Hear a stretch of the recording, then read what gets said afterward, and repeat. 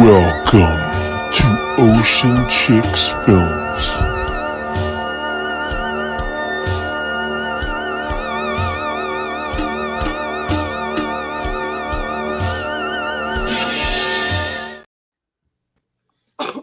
Excuse me. Hello, everybody.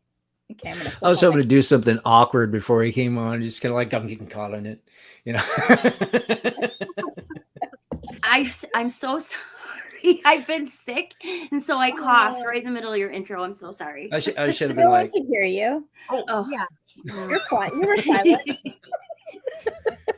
Good. I'm sorry you're not feeling good. That's fun. I feel much better now. I was really sick at the beginning of the week. Excuse me. I might do that every once in a while. And when I do, I'll try to hit mute. Do you have a drink? Yep. Good. That's good. Yeah, if you have to go off for a bit or whatever, totally fine. Don't worry about it. Okay, so we got a couple people here. We got Philip. Hello, Philip. Hey, Philip, how you doing? Long time no see. Hello, Heather. Heather's here. Hey, Heather. Hi. How's it going? And Man. Man. Hi. How you doing, man? Are you all set to watch The Exorcist II, man? It's trippy. This is fun. It's This is gonna be very a fun one. It's kind of strange you're here, Heather. We talked about this. You don't have this movie. Heather doesn't have it? And she can't watch it either.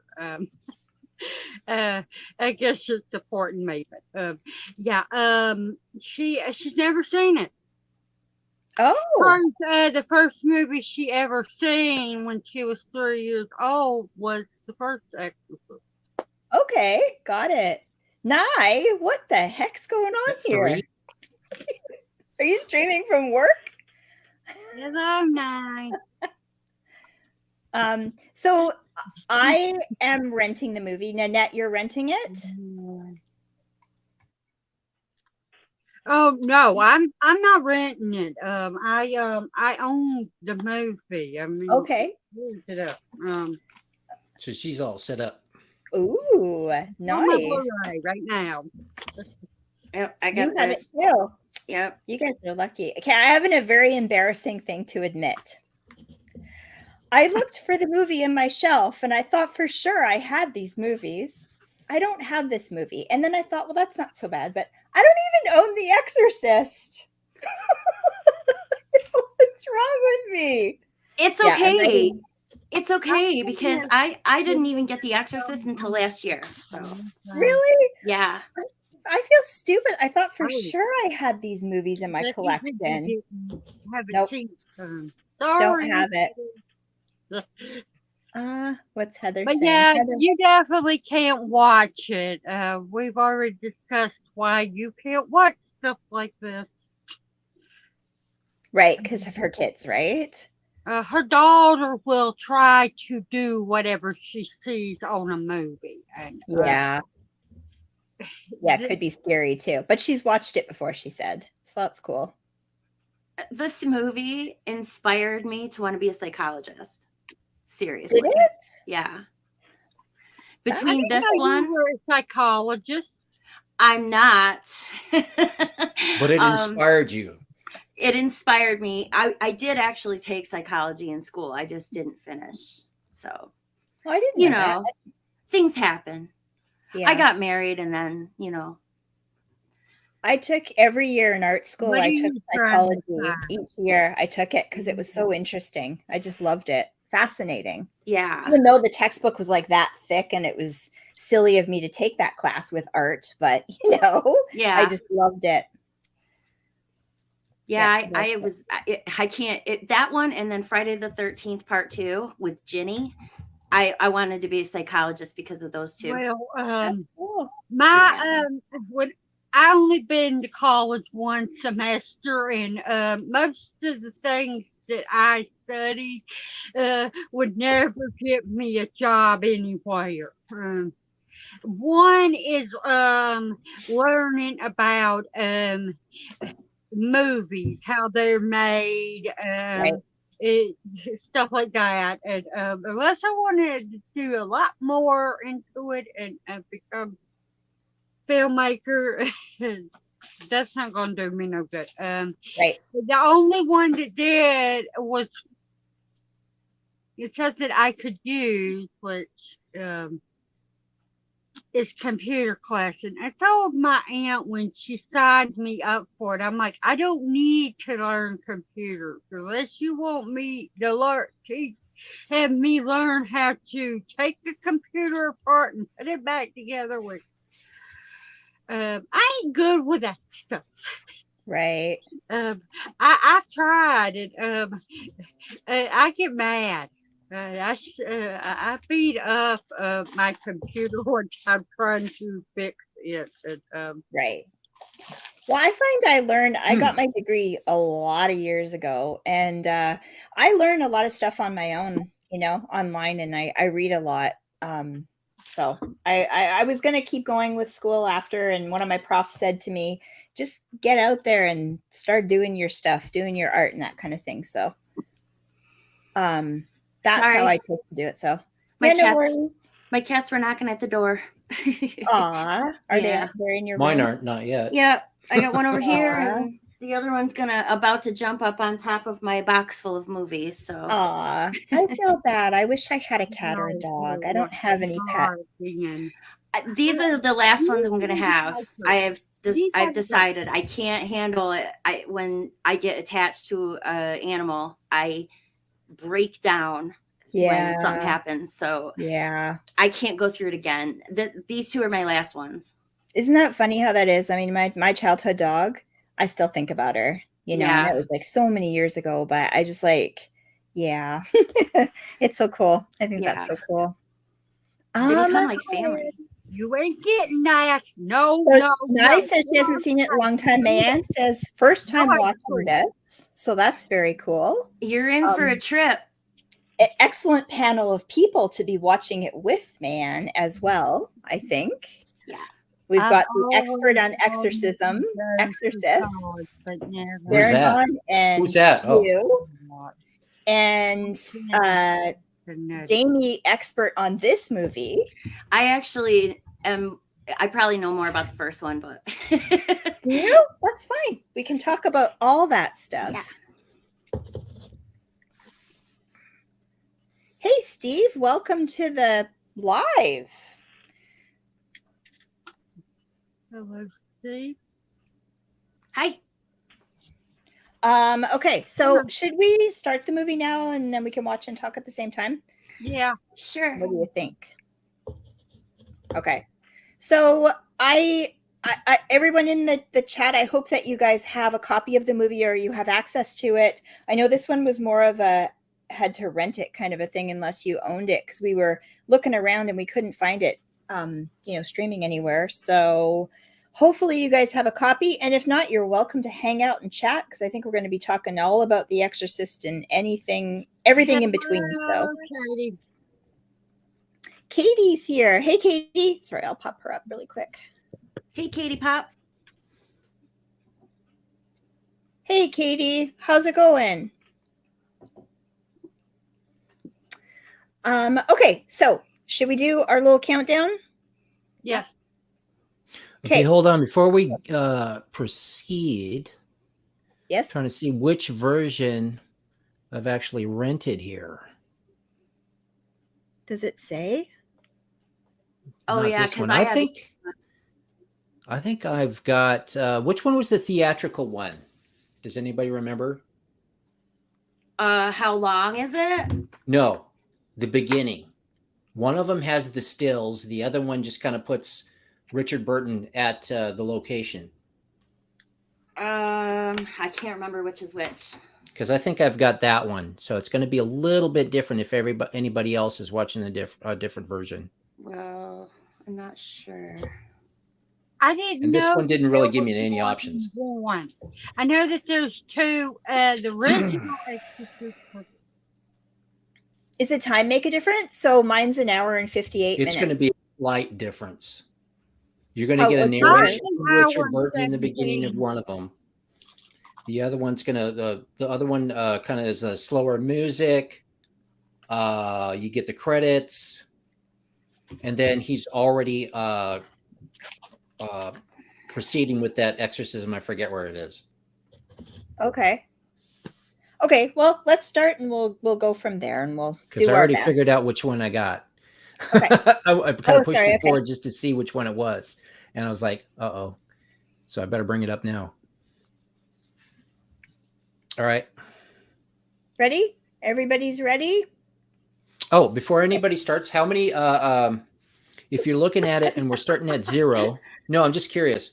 If you're looking at and we're starting at 0, Yes. what is how much time does it show? For the full film on these rentals.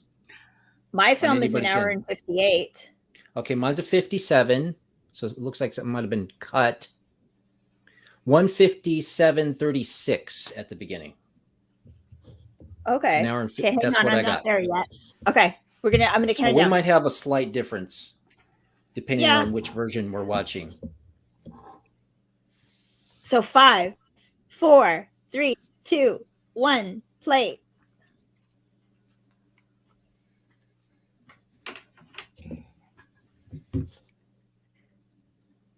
Yeah, mine says 157, just over that. Like, I can't remember 36 or whatever it I said. adjust the volume a little bit.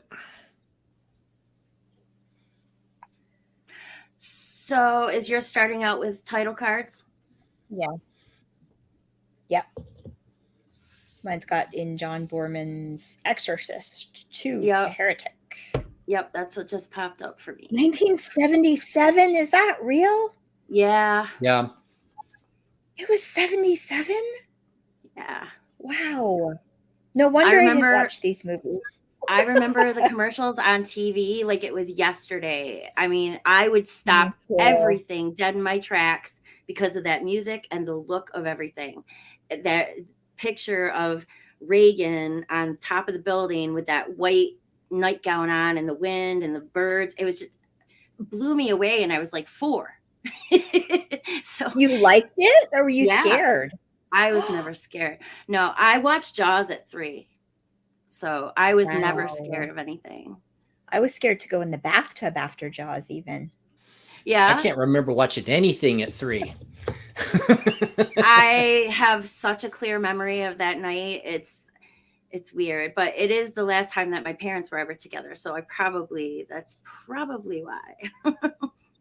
So what about the movies do you love, like from back then?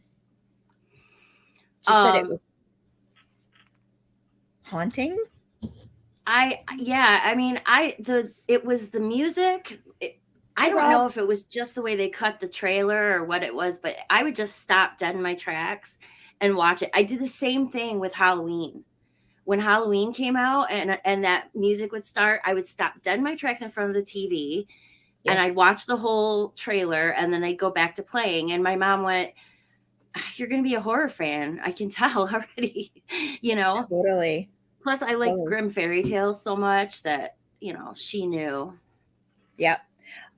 Speaking of Halloween, just to sidetrack things a little bit, did you guys catch Knight's interview live? Oh, my God. It was awesome. That was okay. Top. Anything I've ever seen so far. That was so awesome. And the way I felt for him, I was watching, and the way he was juggling the controls and the people and the super chats and things like that, I would have lost it. Wow. And how nice of James to stay, just to say, no, that's fine, we'll stay. Yeah. How cool. I was just wow. I'm not as big of a fan as you guys are, so I'm not really up on the movies as much as you guys are, but just the way he was talking about stuff and how passionate he is about things was just phenomenal. He gave Michael a personality. He's given Michael a menace and a presence that none of the others have given him. Right. There's something very menacing but intelligent about the way he's playing Michael, and he doesn't even speak. So it's totally amazing. It blows my mind. He's so good. Yeah, so amazing. If you guys haven't watched, go watch the rewatch on that live, because it's totally worth it. It was really, really good. And it's just, I think 2 hours or something like that. Like they didn't stay on super long, but yeah, it's really, really, really good. So, You guys are seeing A Woman on Fire right now, right? Yes. Yeah, she kind of looks like Sleepaway Camp. Yeah, I was thinking she kind of looks like one of those boo things on the computer, you know? For me, the first Okay, time I so saw this this. one's got the tap dancing. Okay, yep. Yep. I got that The too. other one, they kind of cut that out. Okay. That one, from what I remember. For me, when I first watched this movie, having seen The Exorcist, I saw this years later, keep in mind. It was just so weird seeing her grown up. It just felt like it was so fast that she was grown up. It was really hard to wrap my head around. That's just me. That's kind of how I looked at it, but I don't know what everybody else thinks, but I had already, well, no, I hadn't actually watched her in other things yet, but I don't know. I kind of looked up to her and I was like, I'm going to grow up and be a teenager like that, you know? Plus, I saw her in Roller Boogie and stuff. Is it Roller Boogie? Is that what it's called? Roller Boogie? If you haven't seen the joy that is Roller Boogie with Linda Blair, you're missing out and you need to check it out. Roller Boogie. It has one of the weirdest openings I've ever seen in any movie, but it's brilliant and it's hilarious and I love it. It's so good. It's a good movie, yeah. It's unintentionally hilarious. Right. The whole movie. Linda Blair's good. Like Linda Blair is a great actress. You know, she's good in this. You know, in my opinion. And Baron Von, did you say like this movie? It was supposed to be. It's like, stop beating up Dana Plato. It was supposed. Yeah, to be you started different. off with like Lee J. Cobb, you know, reprising his role, but by the time the film was, you know, it was like, I think it's 76, he had passed away. So that was a crucial part, and they had to rewrite it. Right. Oh wow. Okay. I think I did a video on that one. It's one of those shorts. Okay. I'll check that out for sure. Hey, Trash.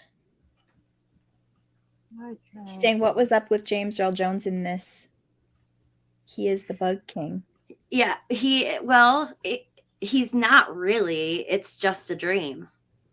It's just a dream. So I'm forgetting that part. I haven't watched this in so many years. The cinematography, every single time I see it, blows me away. I absolutely love the cinematography in this movie. It has inspired my photography a lot. Because I do that as a hobby. Man, at 7:00. Right. You broke up a little there. StreamYard thing is going really slow. Yeah. There we go. No, that's not right. There we go.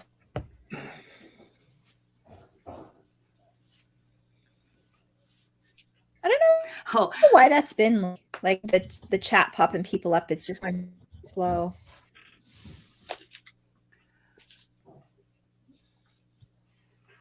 This sync thing is so funny because I actually believed that when I was a kid. I believed that when I was a kid about the sync stuff with that machine, but I obviously don't believe that anymore.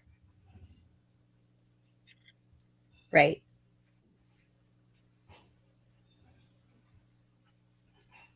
So we're at the part. You froze. I froze? Yeah. Am I good now? Yeah, you're good now. You said, are we at the part? And then I didn't hear the rest. Okay. Are we at the part with the Pope? Yep. Yeah. Yes. I hope my internet's okay tonight. It's probably going to be... Oh, 8:38, man. Is that where you guys are? Probably not. The trash stash says that I said every single time I see it, just like Beetlejuice. Oh, that's brilliant. I did kind of say it like that. Yeah. I'm sure Michael Keaton has had an effect on the way I speak. Considering I grew up watching him.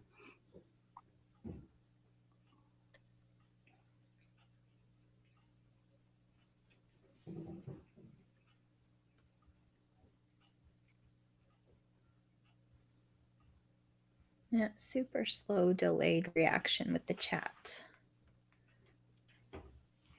Maybe I'll shut this off here.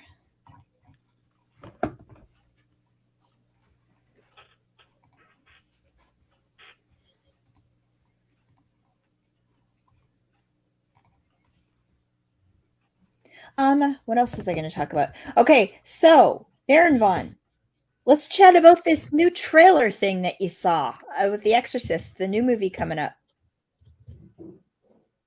Here, before we do that, does anybody know why they just kind of cut Father Karras out of this whole thing? Like, you know, Father Merrin's death was fairly easy to explain. Because they act like Karras didn't even exist in this. I'm film. not sure why they cut his character out in particularly, but I know that Jason Miller did not want to do another one, so I think some of it had to do with that. Hello, Tales Told in the Dark. Hey, Yes. Tales Told in the Dark, welcome. We're watching The Exorcist II right now if you want to join in. We're about 10 minutes in. So was he, so Jason Miller didn't want to do the role. Didn't somebody say in one of the last live streams that he was having issues with drinking or something like that? Yeah, Oh there yeah, was. he was a big drinker. Yeah. Yeah. So could that have been why too? I Maybe? think I heard that. I don't think so. No? Richard Burton's there. Oh, that's true. That is true.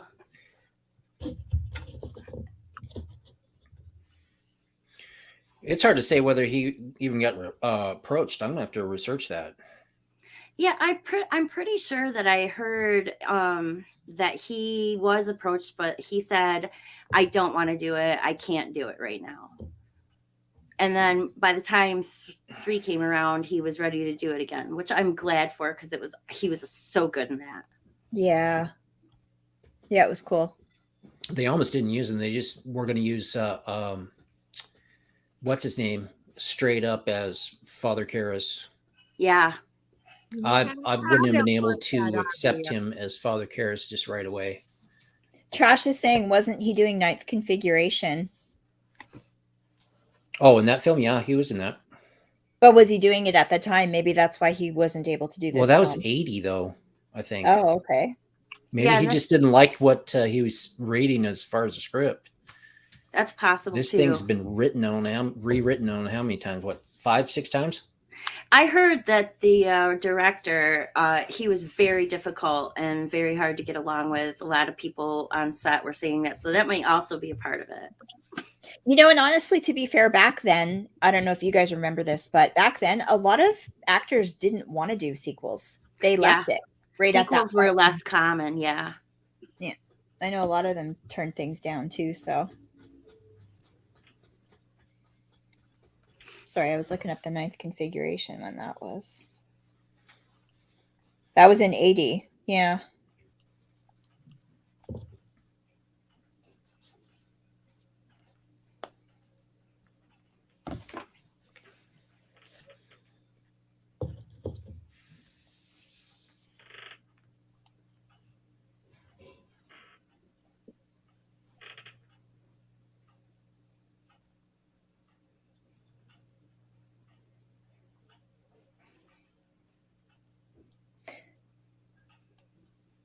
Are you guys liking it so far? Oh, How yeah. you doing, man? We all got quiet for a second. Yeah, I know. I'm not super chatty like some people can be chatty. I'm chatty. Get all I haven't caught up seen in this in Richard so Burton's long. acting. Yeah. It depends on what it is and everything. There's some movies that it's part of the reason I don't ever want to do The Lost Boys. You won't have me talking. I'll be staring at the damn television the whole time. Yeah, some movies are like that, right? You just get really engulfed in them and you don't want to talk or turn away from it. How crazy is it that Jason Patrick is Jason Miller's son? I just figured that out recently, actually. So I thought that was really crazy. Yeah. Yeah, I thought that was mind blowing when I heard it too. Yeah. He was friends with William Peter Blatty. Maybe it would have strained the friendship. This movie. What do you think, Baron Vaughn? What's that? What was that? Trash says he was friends with William Peter Blatty. Maybe it would have strained the friendship. What? Wait, who was friends with William Peter Blatty?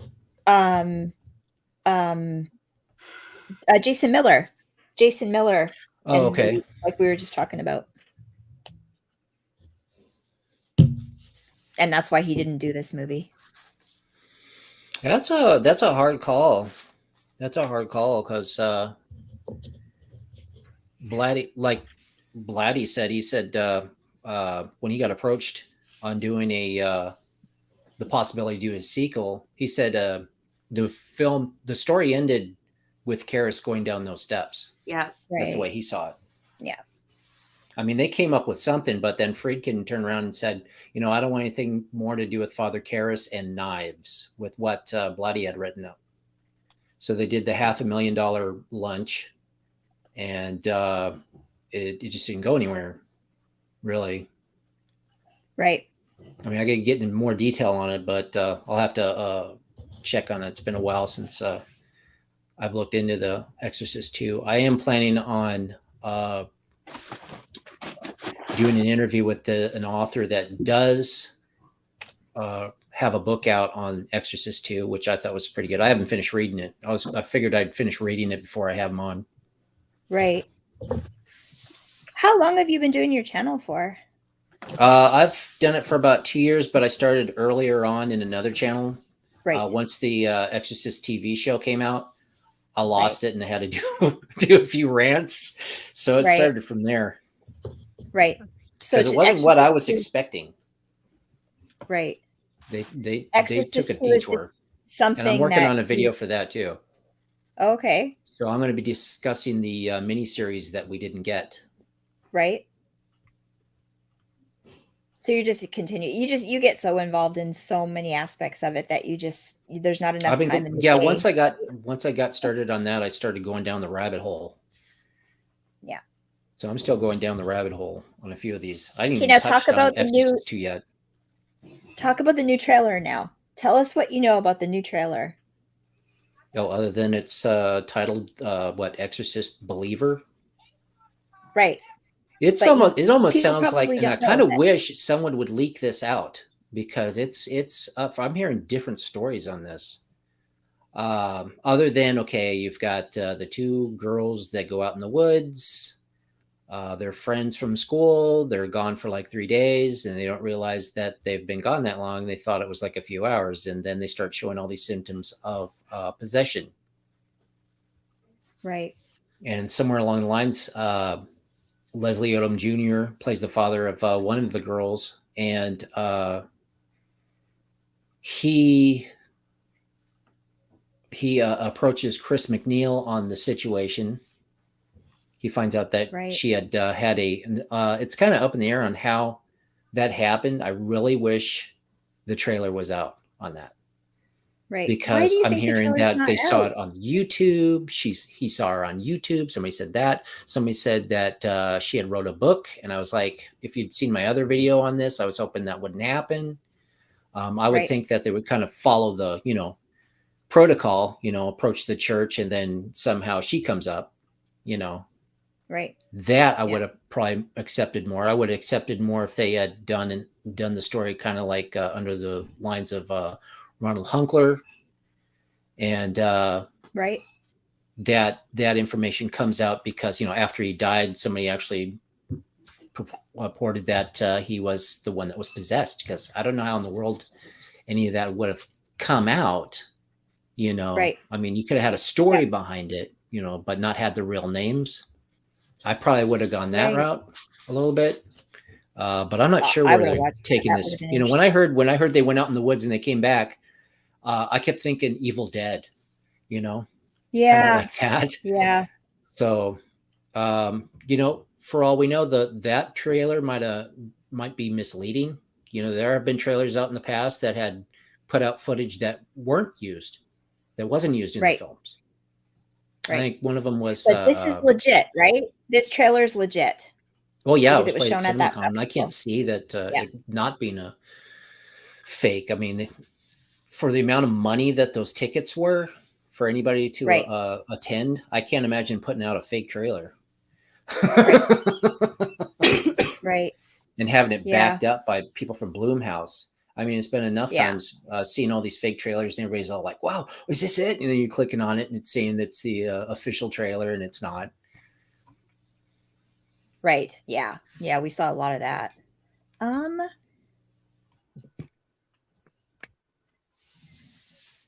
Yeah. The main problem I have with this film, it's almost like they cut Father Karras totally out of the story.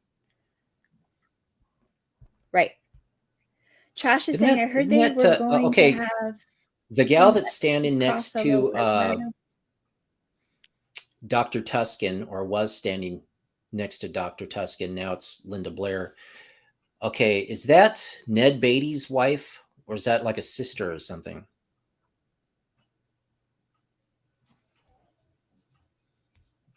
Jamie?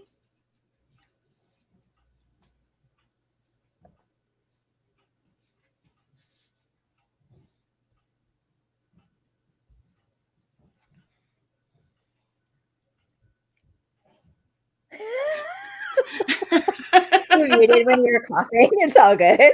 I thought you heard me. You mean the nurse, right? I don't know. I don't know. So I'm pretty sure her last name's Beatty as well. It could be a sister. I don't think he was married in the 70s. Maybe he was. Yeah, my biggest question was for this one, who played the possessed Regan in this film?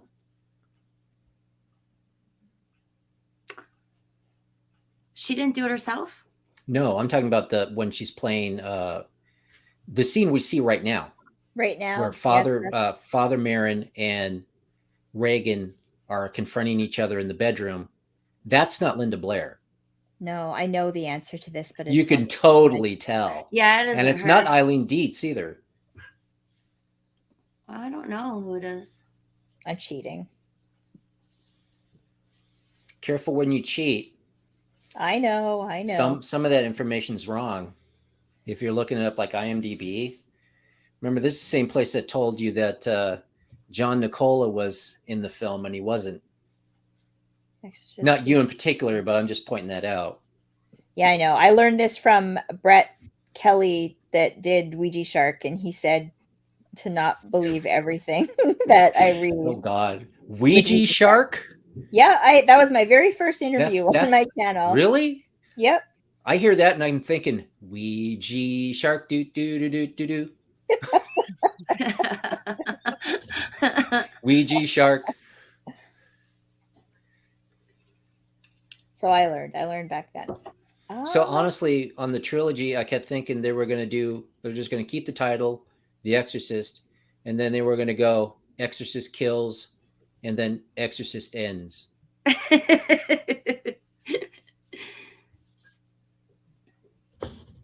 But I remember when a lot of this was coming out, and there was everybody was trying to guess who was going to play the possessed person, or if they were going to have it being a sequel. It's like, was it going to be one of these kids?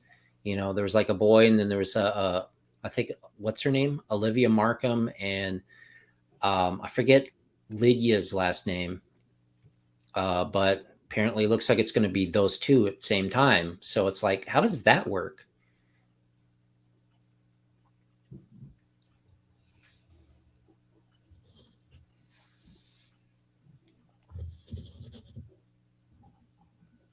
This sync stuff is so silly, but I like it.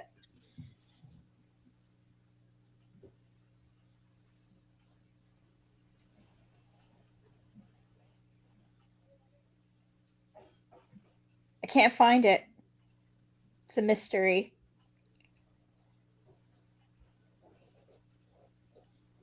I think what for me, what might have worked. I mean, when I saw this growing up, I really got into the whole sync thing too. But looking at it now, it would have been kind of cool if they had some kind of psychic involved that kind of linked them together that way too. Just kind of like the mesmerizing thing. Yeah. That I don't know if you've seen that video that I did on the metal, where Friedkin was talking about going to the Parapsychology Institute. I did, yeah. But it's funny, that one movie, I don't even know if you can call it a movie. It was almost like a documentary. Not quite, hold on. The one that was hosted by John Carradine that I suggested from 1986, the Hollywood Ghost Stories. You actually get to see the real doctor that he mentions that when they had the whole mesmerizing thing going on.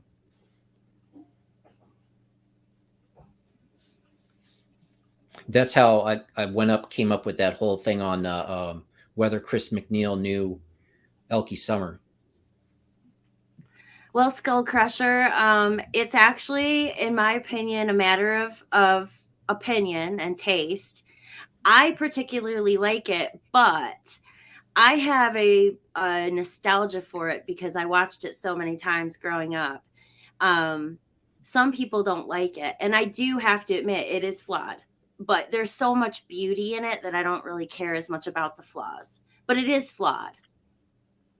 I think it would have been a different film had the scene with Merrin and Karras sitting in the hallway been in the original theatrical release. Had that been in there, it would have been probably a different film because one, I don't know if you've seen the short where it plays, where Karras asks why this girl, it doesn't make any sense. I have Merrin answer according to Exorcist II, and it's like, Karras is all like, what? Because it doesn't make any sense. If you look at it, had that scene been in the theatrical release back in '73, the approach they tried to do with Merrin trying to save all these kids or save all these people that Pazuzu was attacking wouldn't make any sense anymore. Because here it's like Pazuzu, for this one, The Exorcist II, it's like Pazuzu's attacking, making like Linda Blair the target and whoever it is, while in the first one, Linda Blair was more like the battleground, and the real target, depending on how you viewed it, was either Merrin or Karras. And for Blatty, it was Karras.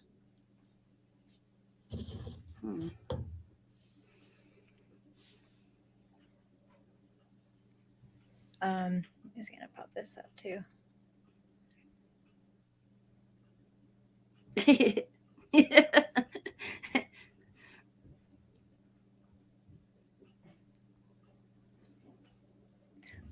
Trash says Skull Crusher, it is the best in the whole franchise.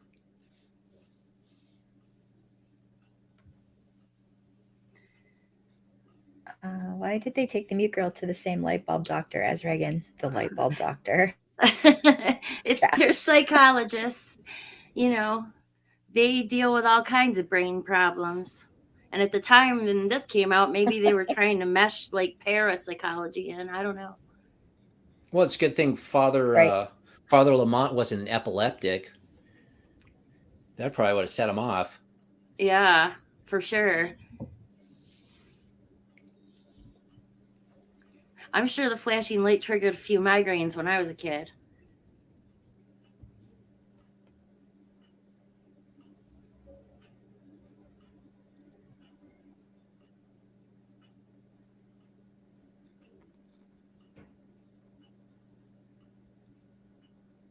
So, Jamie, do you like the first, the second, or the third film best?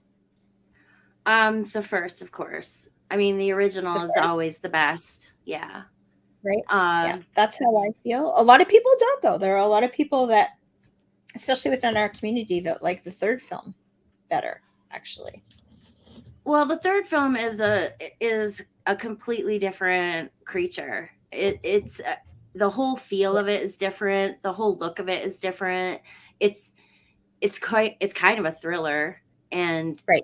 I don't know. I just see that one as, I have trouble comparing sequels when they're so different like that. Instead, I might see them as equals. You know. Right. Yeah. What about you, Baron Vaughn? What do you feel? Here, I'm going to point something out if I can hear it. Give me a second.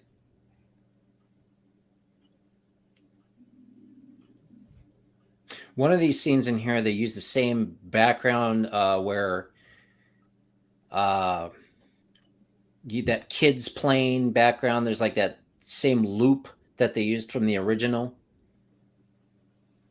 I don't know if you can hear it in this, but when it came down to sequels, Blatty felt that Legion was the appropriate sequel because it made more sense. You know, like the direction that this went in.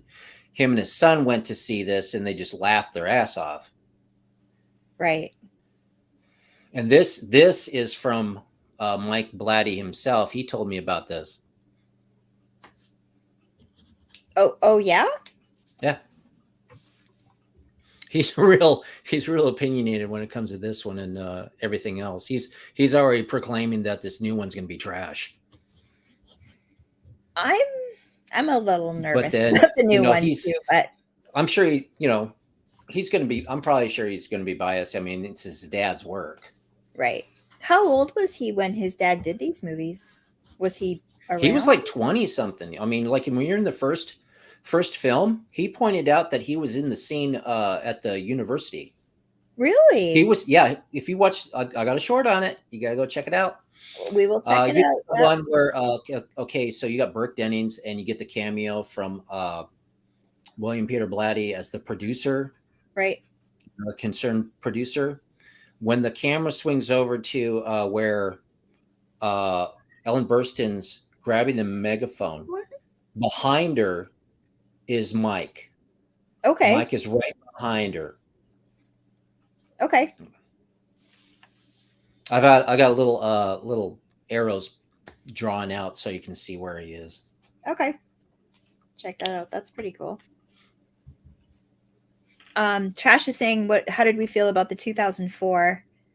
Sorry, you guys, I'm trying to pop your comments up, but it's like going super slow for some reason with StreamYard tonight. It's really frustrating me, actually. How do you guys feel about the movies that came out in 2004? So some of the other movies. Well, I have them right here. I like the beginning better than Dominion. The beginning better than Dominion, yeah. I like both of them. Do you? Which one I like more, Dominion or the beginning? How about you, Baron Vaughn? No comment. No comment on that one, just because it's got me asking more questions. Right. You'll get to them eventually. Yes. Oh, I have seen them. But I mean, talking a commentary on them and diving. Yeah, we'll see. Yeah. But I think it is. I kind of keep it as a separate thing, you know. It's like, okay, this is their story on that. Father Merrin and why he was so passionate in that room with Regan. What's that, Nanette? Because Dominion made me think that he didn't survive through it. And the beginning was more so why.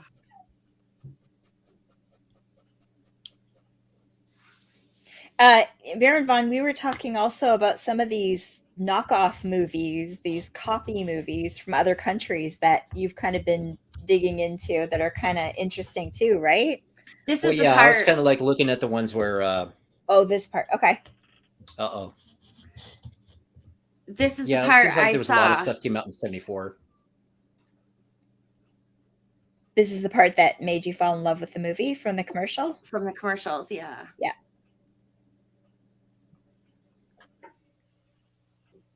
I mean, obviously it was edited and they didn't have all that, cuckoo mode. Right. Oh, I was on one of those groups, not to cut you off, but where they show Father Merrin taking photos, and I was trying to figure out, okay, what year is this supposed to be? Right.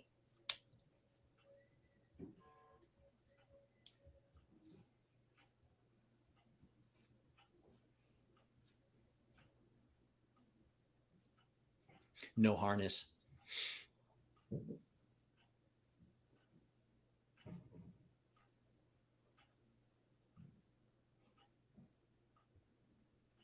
That was a pretty freaky scene. I'll give Jamie that. I can see Jamie, you getting like falling in love with the movie for that scene there. Yeah, Definitely. it was so beautiful and atmospheric that I fell in love with it. Right.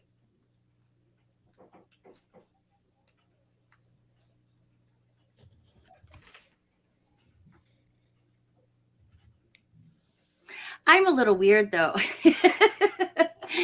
I'm the weird kid at 8 years old who started watching David Lynch. So, Yeah. You're the weird horror kid. That's Yeah. fine. You fit in perfectly here.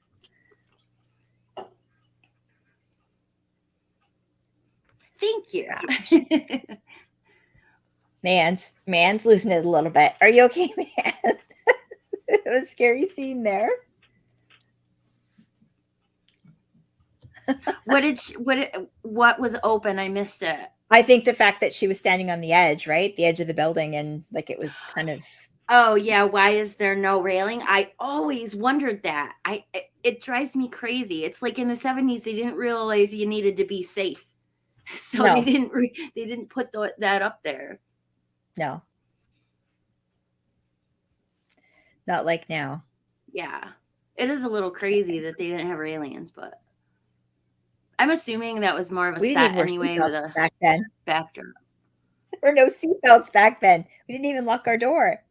No, and I used to ride in the back of the truck, in the back of the pickup with the dog. Yeah, there you go.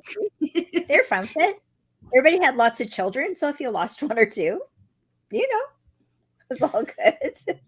My dad used to Father make me. Karras again.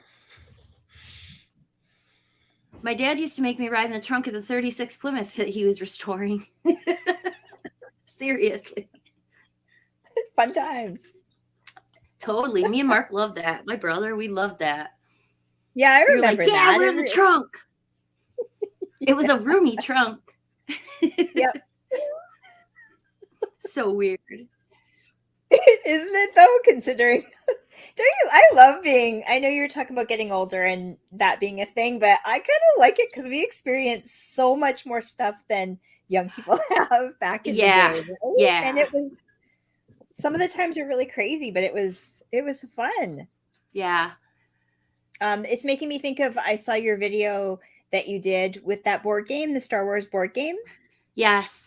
So cool that you have that. Yeah, that I've had that ever since the first Christmas after the movie came out, and it really meant something to me, and I kept it all this time. Actually, I didn't keep it. My stepmom kept it for me, and so when my dad passed away, she was cleaning out a bunch of stuff, and she said, "Oh, I found this, and I'm pretty sure you want it for Alex because my son, he's really, really into Star Wars big time." Right. And I let him play with it because, it's already pretty well used. So I said, I tore those little pieces and everything. I don't know what I did that for. Some kind of weird obsession I had. You were fixing it. Yeah, I was making it a single. I didn't like it that it had a double side or something. Yeah. I'm so worried that this new Exorcist is not going to be good because of what that director did with Halloween. I like what he did with Halloween. I don't like the new trilogy. I do, and from now on, it's going to be my new way of watching it is Halloween 1 and then the new trilogy. I just really enjoyed it. Right. You know how I look at newer movies now, because I can get stuck in that. It's the same thing with music too. You get stuck in that time period and you can't let it go. But because we analyze movies, I try really hard to go in with an open mind and try to see how the younger generation sees it. And I don't know if that's because I have a daughter and I can kind of see where she comes from, how she experiences it. But I kind of like that, because you know what? Things have to evolve. I'm sorry, but I don't like Jamie, and I can't watch her. She's a now, and that's why I don't like it. Fair enough. Totally. Tell it like it is. Tell it like it is, Natty. There are things that I don't like too, but I try to go in with just like. Okay, I got a question. I'm going to kind of bring us back to the film. Somebody tell me, how in the world did Kitty Wynn have the keys to the house on Prospect Street? Is she her handler lady? Sharon. Oh, yeah. Why does she have the keys to the house? It was a rental. I don't know. I didn't know it was a rental. Yeah, it was a rental. I do recall her saying that in the movie. It was a rental. I don't know. I remember it's in the book. But the thing is, it's like, okay, Chris is on location doing this film. She's got to live somewhere for a while, Mm-hmm. So, what was supposed to be like about 6 weeks after the incident, that they moved out back to California. It looks like nobody. But having access to that house all of a sudden just didn't make much sense. Yeah. I don't know. I guess suspension of disbelief. I guess when you're a kid, you can put stuff aside. I mean, it bothers me now, but it never bothered me as a kid. Movie magic. That's what. Or because. Yeah, I think that was Nan's answer. Yeah, she loves your room too, Jamie. Thank you. Yeah, I do too. Thanks. I love the funky lighting and stuff. It's very taken me. It's taken me 5 years to get it to look like this. You should have seen it the way it used to be. I had a bed back here. There was nothing on the walls at all. That's a weird commercial question. It was absolutely just bare, and it took me 5 years to put my personality into it back there. I literally made that Twin Peaks blanket by hand. That's an Afghan. It's an Afghan. Yeah. Wow. Nice. Thanks.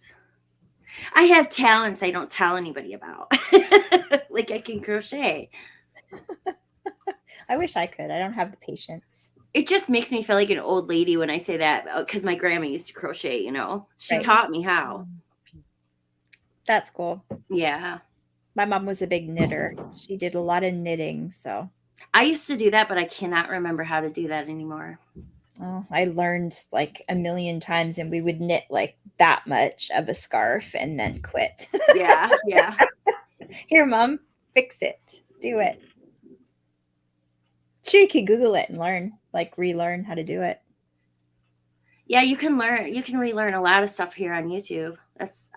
I picked up crocheting again because of that. That's a neat image, right? Is it like a locust? The locust. Every time I see it, I just, wow, it blows my mind.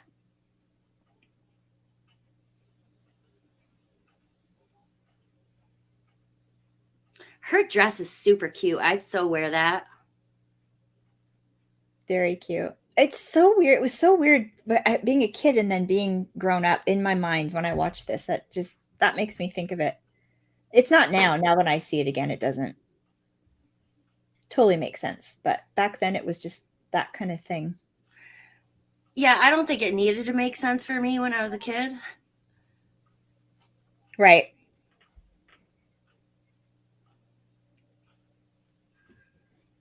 There's a lot of things in movies that don't make sense, but I still like the movies.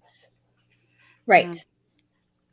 I try not to think about the things that make me want to do this number. Right. I try not to take notes when I watch movies sometimes so I can enjoy the movie. Oh, I do that all the time.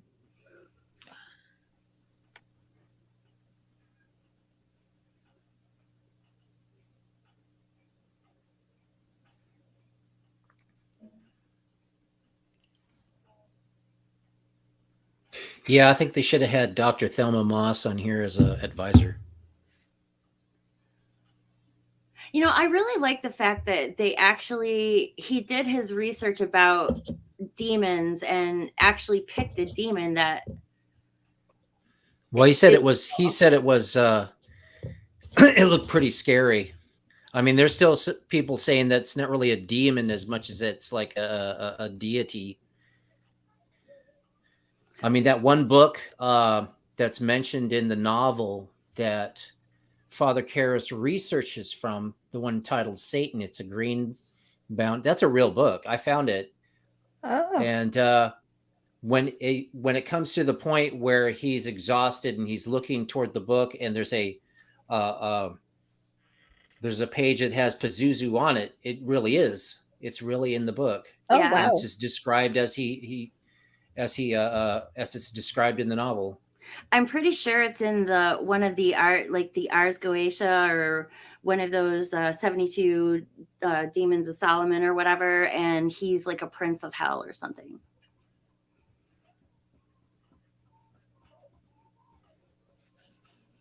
That's. I don't know. You'll have to look on that. I'll have to look that one up too.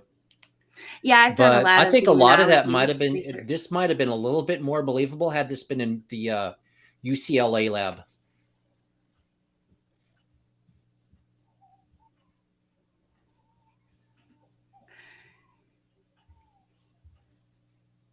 But then I'm not sure when they closed that down. I think they were like open in 1968. And that's what I'm looking at right now to see if they were even open back, say, 76, 77. Right.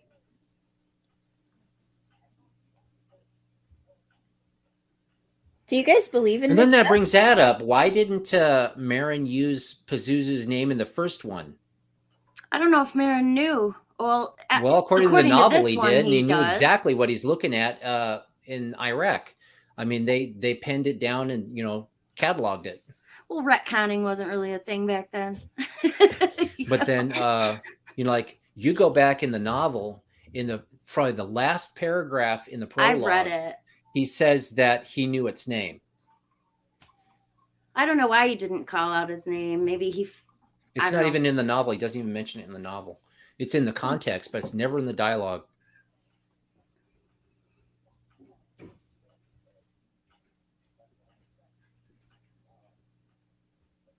I don't know who did the voice of Pazuzu in this. You need to do a deep dive on this one so we know all these facts. I think we'd probably have to ask John Boorman. But, for The Exorcist III, and you can hear it, the demon's voice is Colleen Dewhurst. You can totally hear it. Really? Yep. And the only reason why I know that is because I was a big fan of her on Anna Green Gables when she did that program. Right. And you could just hear her voice in it, even in her enunciations. It's hard to hide the enunciations, right. Especially. Yeah.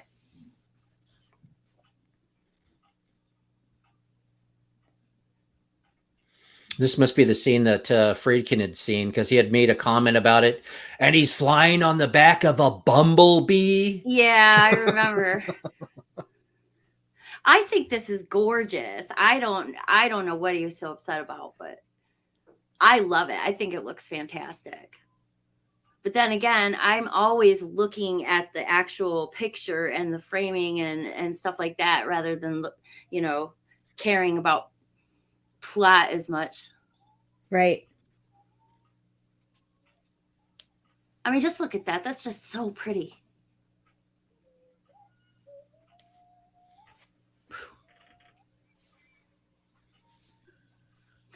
Karen, were you going to ask if we believe in demons? I think so. A while ago. Yeah. Do you? Yeah. What do you guys feel like? I know, Baron Vaughn, you're open to the idea, and I am certainly. But what about you guys? I believe there's an evil force. I don't know. About specific Darth demons. Vader uses the Force. Yeah, but there is definitely equal and opposite to good. So, Right. How about you, Nanette? Definitely. If there is if there's good in this world, there has to be evil, and Right. not to control it. So yeah, definitely. Right. There's got to be a balance of both. So, I was really surprised. I asked, I can't remember where I was, a different live, but I just asked people if they believed in that kind of thing and if they like supernatural horror. And I was so surprised that so many people in the community do like it, are really into it, you know? I've done a lot of research into demonology because I went through a whole phase where I just read about all these different religions and all these different, paranormal things and stuff like that. And I don't know. I mean, I see how there is something to it, because I mean, to me, you can't exactly, I just think it was their way of personifying evil, is to come up with all these ideas for demons and stuff, Right. Hey, Ashton, welcome to the live. Ashton saying, I believe in demons for sure. And without demons and angels, there is no equality in darkness and light.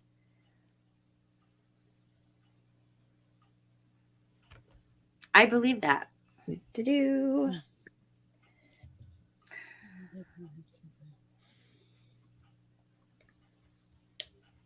Just not in that kind of demon angel way, because see, I'm not religious. So Right. But no, Jamie, that demons and angels, well, what we call demons and angels, the things that were around, they were here before recorded religion. They're older than that. I've done research on it. They pre-exist all the religions. I'm just talking about the terms. I'm just talking about the words. I'm not talking about the meaning of the words, but just the words demons and angels. I tend to associate with religion. So, right. I mean, I can see it as light and dark or something like that. But You said you took a demonology course? No, I just read up on it. I was a mom, a stay-at-home mom. I haven't had a job since 2001. Right. So I had a lot of time on my hands to do a lot of things. Right. And one of those things was to read a lot. Right. So. Right. I'd like to take a class actually, just to learn about it. I'm very interested, but I want a time where I have time to focus and do it, because the last class online I took was about sharks and oceanography and that kind of thing, and I fell off because I was too busy and I couldn't focus. So I want to focus on it, but I'd like to. I'm interested to learn about it. Save your money and buy books. Yeah, there are free classes. That's how me and Jamie and Heather do it, and yeah, read a book. I keep telling my husband he needs to do that. He's the math guy. Max says he's never seen tonight's movie. Oh. Well, you're missing out. I think how far are we through now? We're like 53 minutes into it now, so we have another hour to go. She just was talking to Dana Plato. Right. That's what I was like, who's that actress? I recognize her. I know. Yes, I always that's Dana Plato. Young. I used to think it was Melissa Gilbert for like the longest time, because she looks so much like Melissa Gilbert. She does, yeah. But it is Dana Plato. Right. Yeah, very, very young. Yes. Yeah, she was going through depression. That's why she was with Dr. Tuskin, because her dad was adopting 2 other kids. Right. And yeah.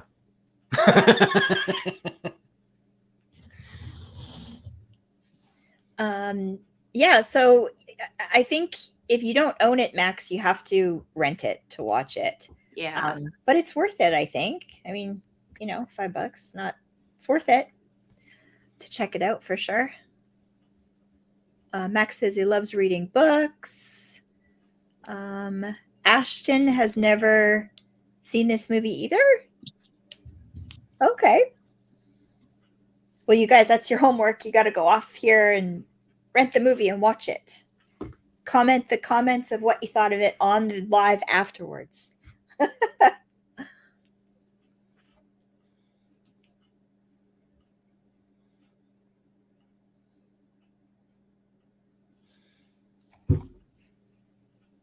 So I've begun a process of perhaps, maybe, if it works out, interviewing an actual exorcist.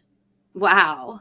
Yeah, but I'm working on it, so I don't know whether it'll happen or not. But I'm really hoping, because I think it'd be really interesting to chat with them about just stuff, Yeah. You got a name? the movies and that kind of thing. Pardon me? You got a Hello, name? Echo. It's not Bob Larson, is it? No, it's top Okay, secret. good. It's top secret. I'll let you know though. Ooh, super secret. I like that. It's very, very fresh, and I don't want to put it out there because it'll probably end up, it won't happen. So Hey, MSJ, bring me some chicken nuggets. stuck in the Yeah. line at McDonald's and live streaming. Wow. I want me some nuggets. Echo. How's it going, Echo? We're watching The Exorcist II, Echo. Oops. Yeah, so I'm really hoping that'll happen, but it might be a process. That's funny they bring that up. Back and forth for a while. What's that? What he's sharing right now. It's funny they bring that up in the movie. I didn't even notice it until now. That's kind of the direction Boorman was taking with Father Merrin's character.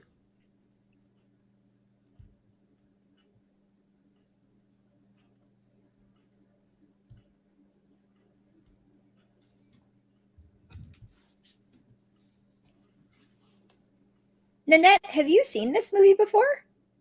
Yes. But not for a while? Yeah. Okay.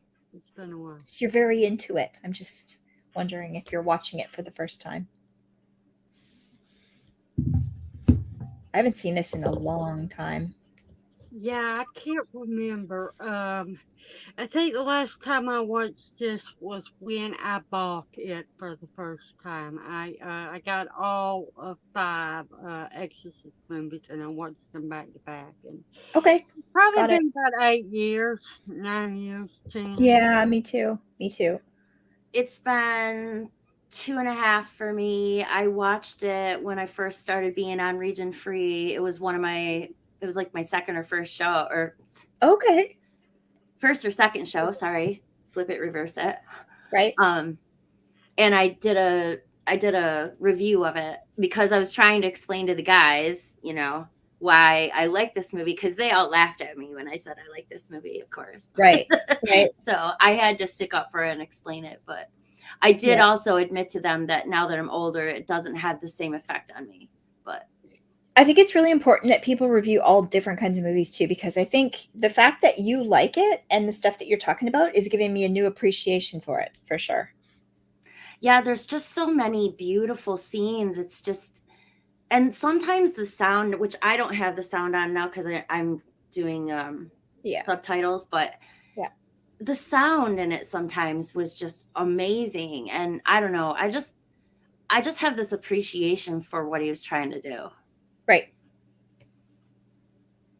It tickles the artist in me. Right.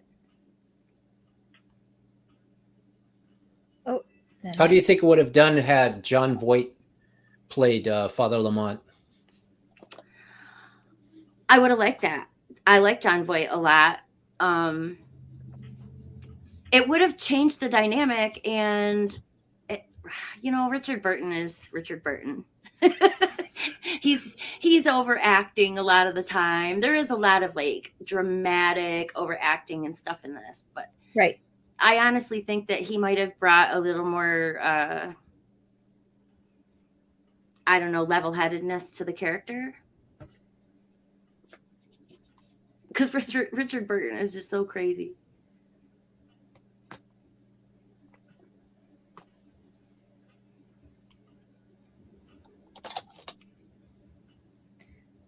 Just like this, as they're climbing up the center, it looks so good.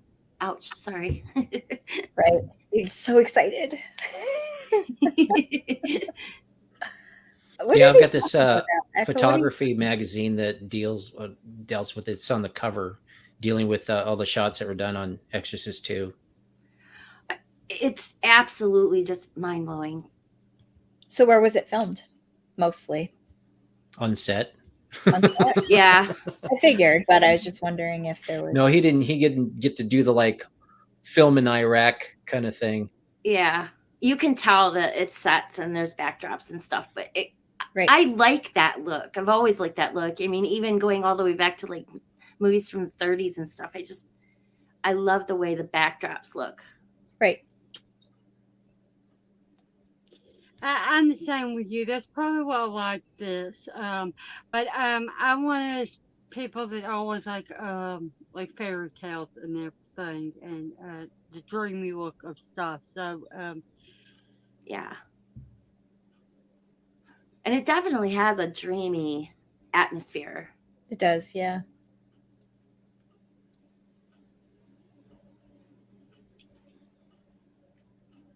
Y'all talked about remembering movies when y'all were 3 years old and everything. The first movie I remember when I was 3 watching, it wasn't horror. But I still watch that movie to this day. What was it? Dirty Dancing. When you were 3? Yes. Wow. That's not excuse me. That's not a bad one to have for your first movie. I like that. I watched that movie so many times when I was a teenager. My mom would be like, "Oh my God, again." Well, my mom said that she rented that movie, and me and my sister watched it so much that she had to buy it because we made the tape in the film cut through, and it was virtually ruined.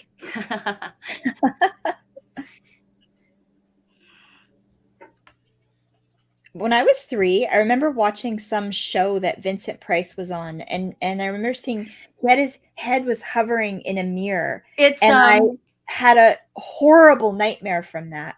It's called it was a TV show, I think. The House of Frightenstein, something like that. Yes. Yeah. I watched that. I loved The Cooking Lady.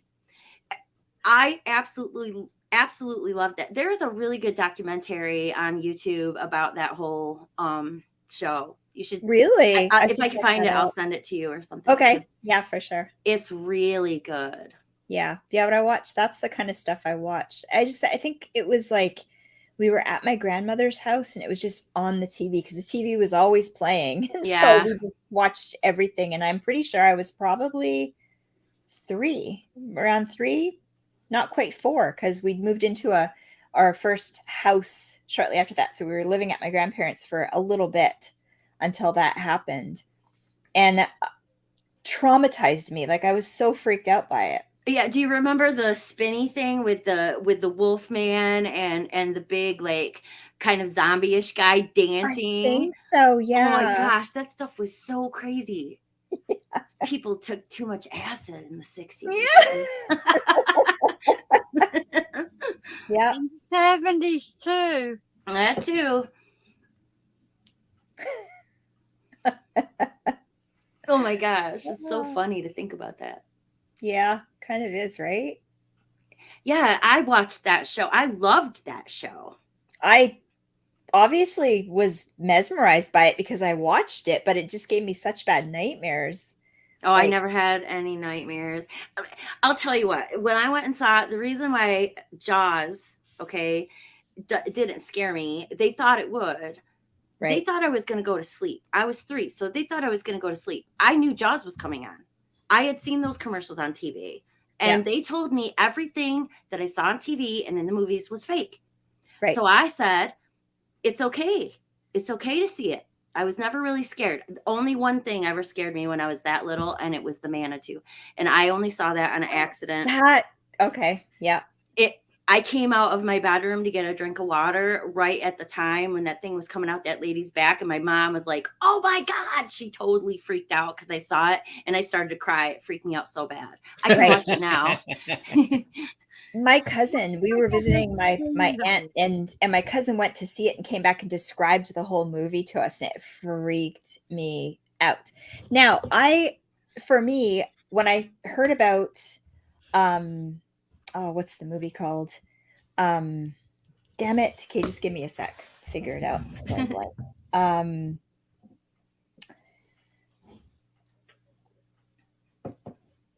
I can't. I'm going blank.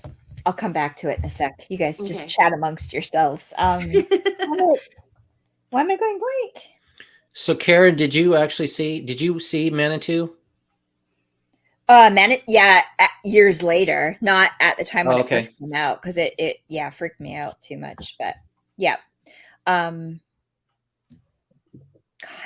I can't think of the name of the damn movie. Who's in it? Yes, stop. I have to just let me think. It's so funny because we were at a store today and the girl brought it up. I can't think of it. It's a newer movie. I'm going blank. We have to think about other stuff for a bit and it'll come back to me. Was it called The Discount? What's that? Was it called The Discount? No. But it reminded me, the first time I heard about that movie, it reminded me of the Manitou, the story. And I was like, I wonder if they got that story from that movie. And then nobody that I was talking to knew what the Manitou was. They'd never seen it or heard of it before. And I thought, oh, that was... Was it Malignant? Movie. Yes, Malignant. I kept thinking of an A name. And I was like, I can't think of what starts with A. Malignant? Malignant. I thought of that. A Malignant? Is that A Malignant? No. Sure.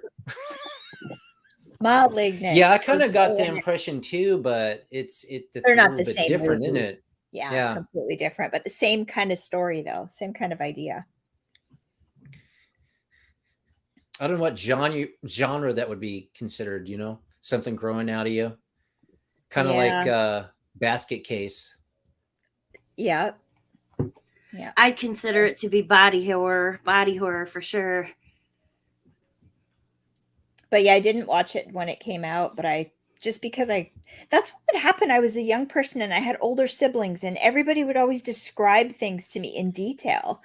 To go see the movie and I was so scared of everything. They'd read the books and talk about it and it just freaked me out. So it took me a few years to get caught up on all those movies. And then now, of course, I'm obsessed with all of them. So,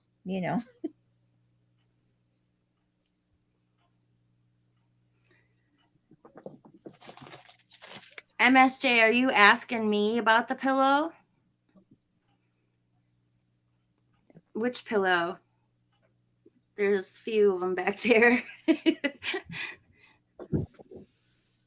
If it's Danhausen, I don't know. Is he an artist?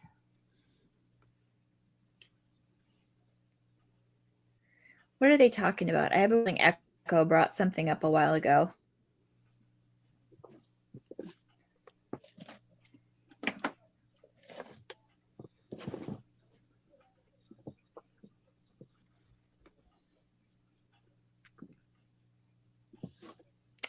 It's going so slow. I can't get over it. I don't know what the heck's going on. You might as well say, okay. Me and Pazuzu, we're like best buds.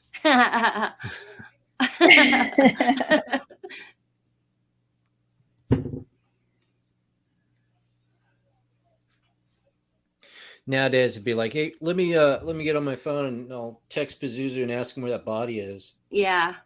Oh, okay. He put it on Google Maps. Can you ping it, please? Oh, no, I'm getting really afraid of the new Exorcist movies. Hey, look, there's these rocks are conveniently right here. Oh, Lord. They're about the same gosh, size. My cats are driving me crazy. I'm sorry. I'll be right back. Sure. Ow! Did your cat come in yet? No.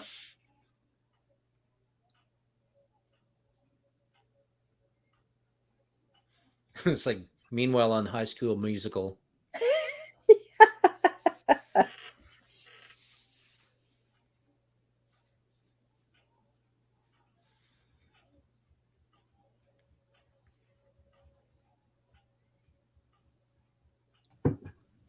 Darn cats are trying to trick me. That's what it is. They're trying to trick me. You didn't feed me tonight, Mom. Those tap shoes are just they're too small. Yeah.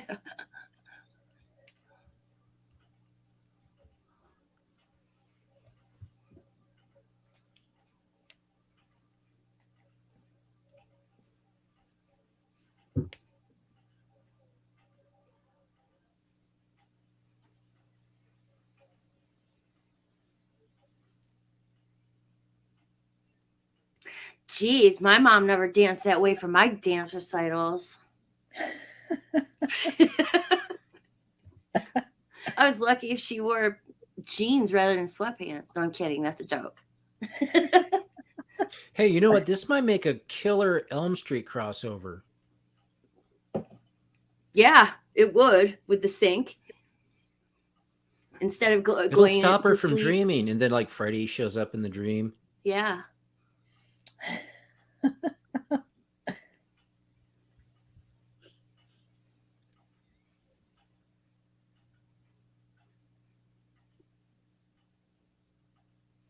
Freddy pops out and it's all like, Pazuzu's got nothing on me.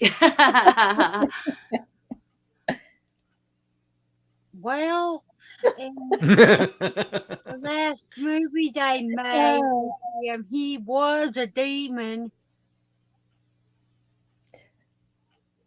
Freddy was a demon? Yes. Yeah, that's true.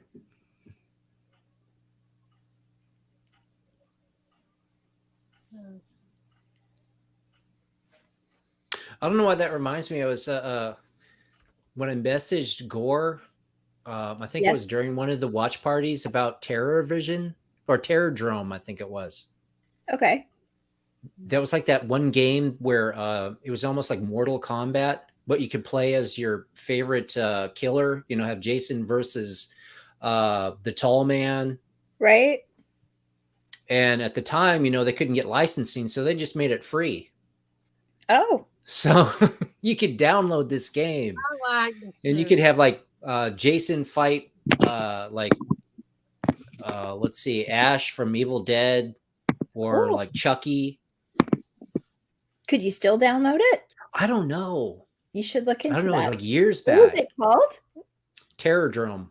Steam might have it. Yeah.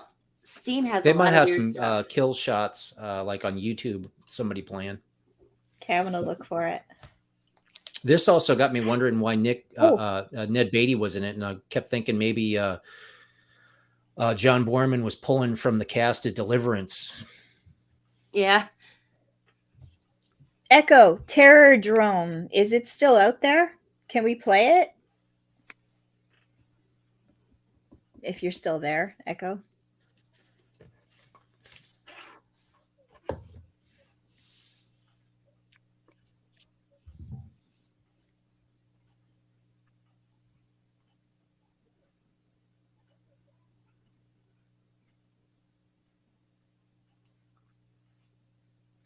Dare I mention? Sure you did. Yeah.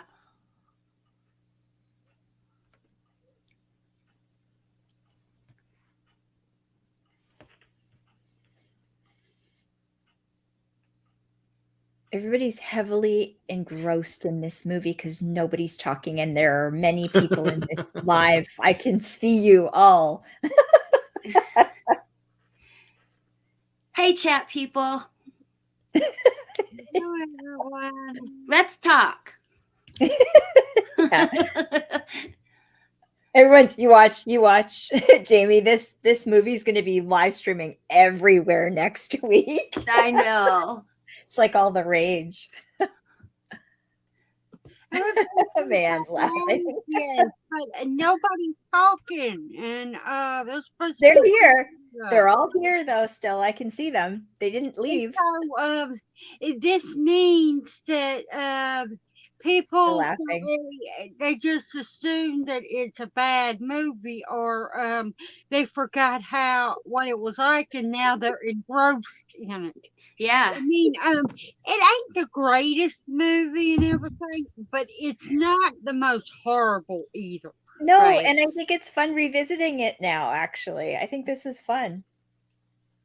Everyone's laughing. Everyone's drunk. You guys are all drinking. That's what's going on. How about this? This whole like hospital like thing that they're in, the doctor's office with all the glass and everything everywhere. I always thought that was so weird that they would have these little glass cubicles in there all over the place. Yeah, well, this is what I had. Of course, technically, it is got alcohol in it. I used to wonder how much that apartment was that Reagan was staying at. Oh, yeah. I mean, that's amazing looking. Yeah, and in New York City, it was probably pretty expensive. Pricey. Yeah. I hate to think. What a nice place, though. It ain't that much alcohol in it. Like they're all like,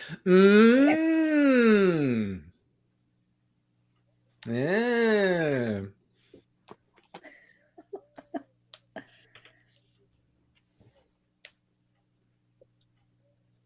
It's 2.5.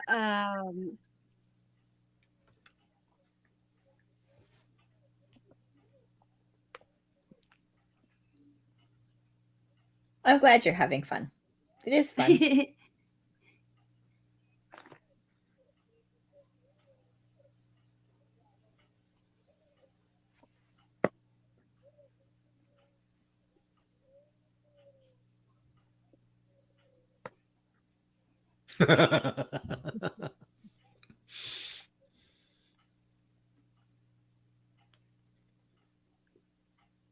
Oh, Karen, I sent you a link to a YouTube that's got some of the gameplay on that game. Oh, you found it? Okay, cool. Thank you. Well, it's not the actual game. It's like I think it's like Cinemaskers where they're sitting playing the actual game. Right. Oh my gosh, you can find he plays everything, that guy. Hello, Jim. Awesome. I'll check that out. Hi, Jim.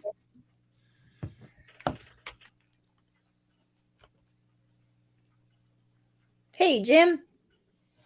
We're almost done The Exorcist II, aren't we? We're at 1 hour and 17, so we've got 40 minutes left? Something like that. Yeah. Yeah. You can so tell that sun is a light. It has like a dark center. It's really apparent. Yeah. Yeah.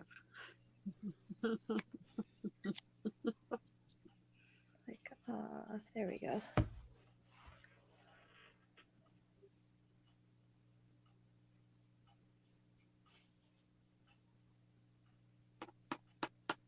It's weird how he's doing that with his head, right? And the light's kind of like flashing us in the face, just like the lights. Yeah, like the sink thing. Yeah. Oh, now they're showing that. Yeah. Oh, okay. I never noticed that before. She pulled her IV out and it's just leaking all over the place. Oh.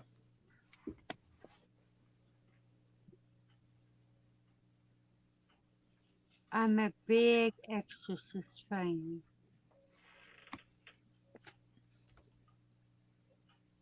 Are you? Do you like, which movie do you like the best? And do you like number 2?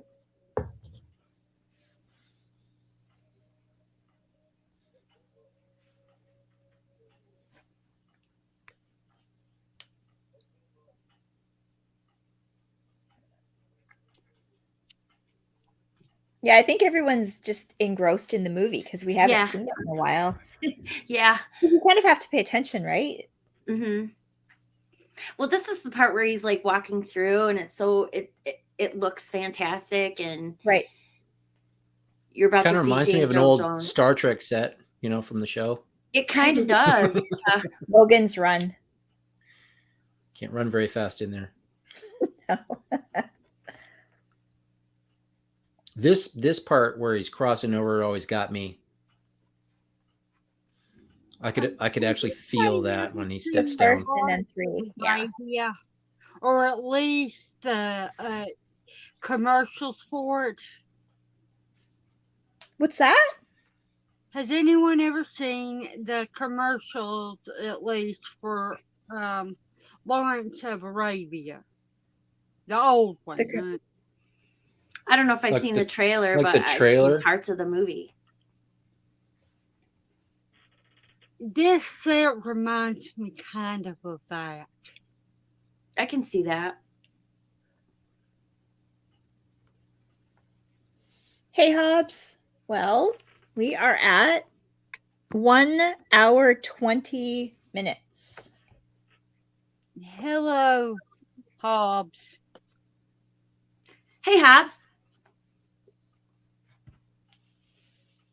The first, and the second and third are different but good.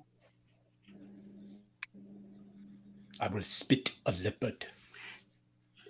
First What a weird line, but and second and third are also different but good. Yeah, I agree. I agree with that. Has anyone seen the Pope's Exorcist? Also, are they? Sure did. I have I'm not yet. reviewing that one next. You haven't? No, I've been sick for like a week and a half with a cold. I Thanks would to my stream kid. it. I wouldn't stream it. I would wait for a bit. I wouldn't stream it for $20. Like it's or rent it for $20 because Never in a Rent it for gazillion 20. bazillion years will I ever rent a movie on my television for $20. They can kiss my Yeah. butt. It ain't happening. I ain't doing it. it must be because of Russell Crowe because I don't get it. I don't get why. Anyway. There's still stuff Okay, this back looks in the so COVID. painful. When he steps on the nail, I know. Oh, Yeah. Everyone check out Jamie Hart. She has some new videos out as well. yes, I do. Well, I'm not sure when I will get back to on my regular channel, people, but I just made a new channel. I haven't put anything on it, but it's called The Jack, and it's in quotation, and it's the side, the dog, and the net channel. Oh, I love that. Me That's too. So cool, Nanette. I'll subscribe to that. I would definitely watch videos of Jack all day. Jack watching movies. He's asleep right now. Aw. Well, no, his eyes are open. He's giving me the glaring look because I am talking to him. So Ashton, yeah, I think we're all like looking forward to seeing the new Exorcist film. We're not sure if it's going to be worthwhile or not, but I'm looking forward to seeing it, of course, right? I'll check it out, but I'm not too hopeful. I already said Right. that. Yeah. I love this concept about the brushing of the wings and the locusts being, or I don't know if they're locusts or grasshoppers, but being too close together and how it agitates them. I think that's very, very, very interesting. Right. You are an unusual creature. I am. Everyone else on YouTube freak out even with spiders. That many bugs together at once. Spiders I can't handle. I will never watch Arachnid or Arachnophobia. I barely make it through Harry Potter. Right. We have so many spiders here. I have to deal with them all the time, but I try to capture them and release them outside because I know they eat other bugs and stuff. So Yeah. I use a mason jar with a little bit of water and just like get it to fall in, and then you can let it outside, and then it's not so bad. I'm not really afraid of very many things, but there's three things that I don't like watching, and if I know it's in a movie that I want to see, I'll just close my eyes and Right. Two of the things I will not watch unless it's Stephen King, and that is rats and roaches. Yeah. Some things, and the other thing is needles. I do not like seeing needles come in or go out of a person. Yeah, it's pretty freaky. Speaking of needles, I'm going to be looking exactly like Regan in Exorcist with I'm getting a biopsy on my throat, so on my thyroid. So they're going to stick a needle in there. I'm going to have a thing poking out, and they're going to suck a bunch of stuff out through there. Did they knock you out? Nope. To do it? Nope. No? Nope. All they do is say, lay your head back, and I lay my head back, and I close my eyes, and when it's all over, they say, okay, your throat's going to hurt for a couple days. Nobody questions it. I'm just going to walk out. Yeah, you're going to be fine. You'll be fine. I had to, like I was telling you, I had to get my esophagus stretched before because food's sticking, because I have really bad, like, chronic acid reflux and blah, blah, blah. And I was so scared, but it was okay. It was okay. I'm more scared of the surgery that's going to come after, because then I'm going to have to be put under anesthesia, and that freaks me out. So, but they're going to take that before. No, I've never had a surgery. I've never broken a bone. The only thing I've ever been in the hospital for is twice I've been in the hospital for having the flu and getting super bad dehydrated. And then once when I had my son. That's it. Right. I had my wisdom teeth done in the hospiel. And they knocked me out, and it's actually so easy because time doesn't, you just feel like you fell asleep, and within like half of a second you wake up and it's done, and you're like, no. And yeah. I guess they did give me anesthesia when I got a scope. Because when I did get the flu and ended up in the hospital with the flu, they wanted to do a scope on my stomach just to make sure I wasn't having problems. So I went and I had that done, and they did knock me out. And it's so funny. They were waking me up, and the nurse goes, time to wake up. And I go, but I haven't fallen asleep yet.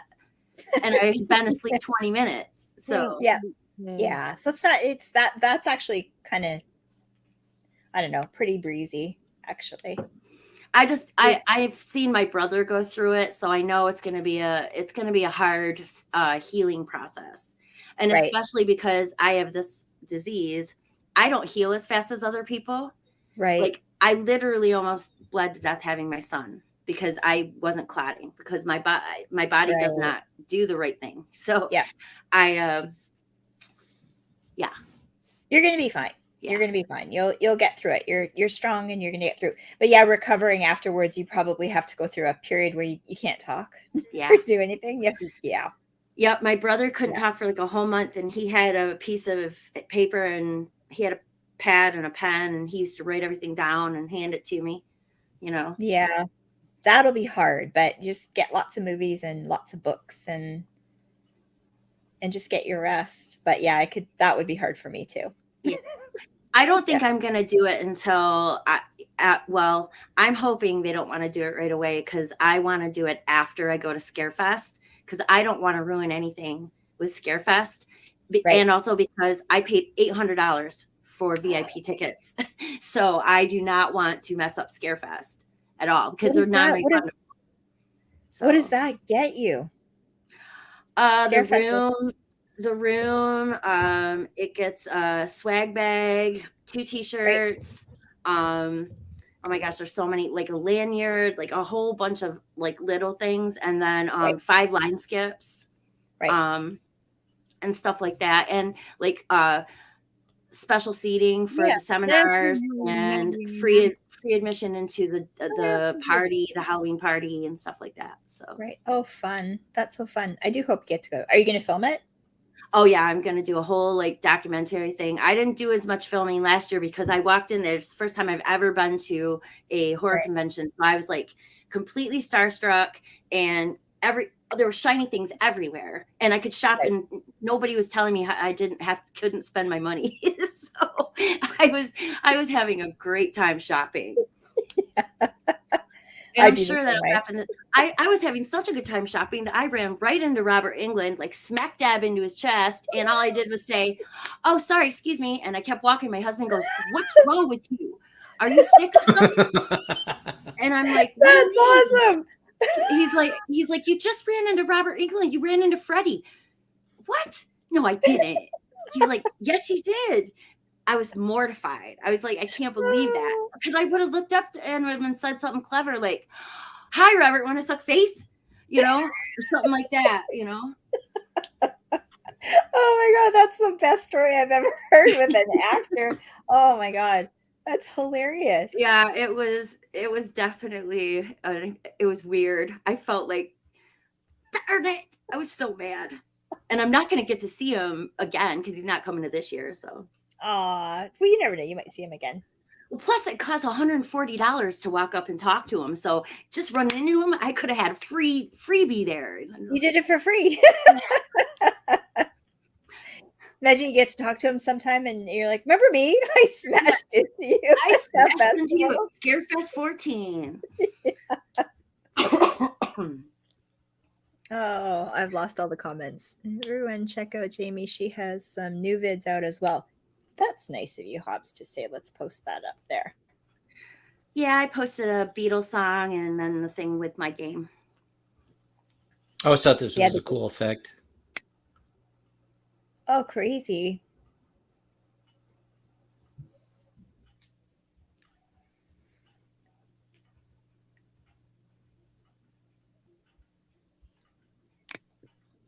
Man doesn't like the little critters. Oh, I just noticed something. What? The outlets. The outlet in that room is wrong.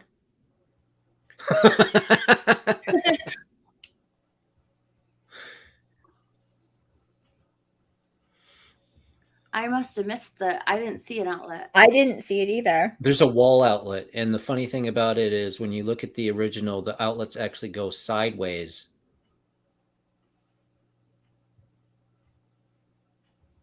I was like, why is that happening?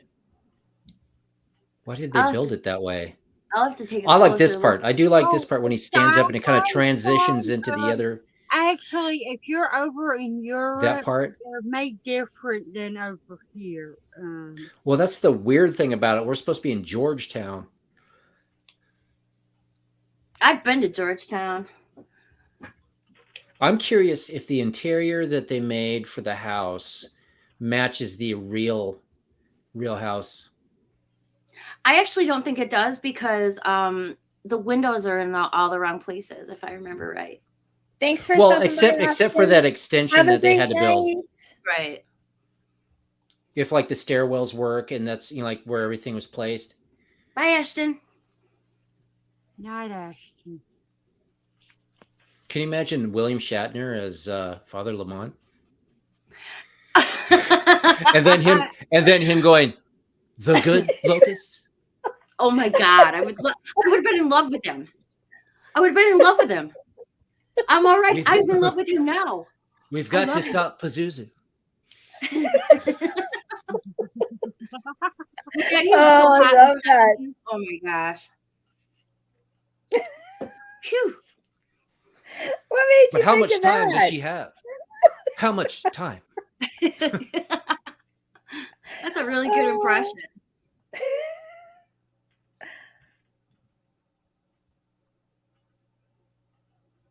Anytime I think of William Shatner anymore, I keep seeing him doing that thing on stage. He's doing Rocket Man. Oh, you mean on the 0 hour, 9 a.m. And I'm going to be high.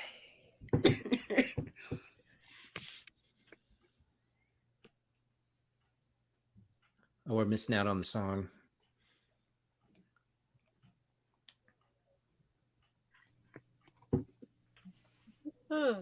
Hob says he loves all of our sets. Thanks. This used to be my guest room. I took it over.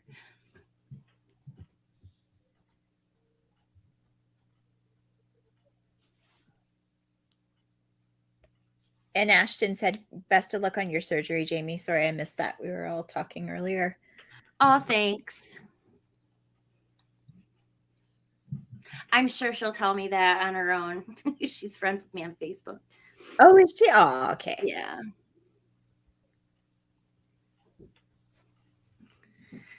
Yeah, I'm still pretty active on Facebook when it comes to Twin Peaks stuff. So I know her through that.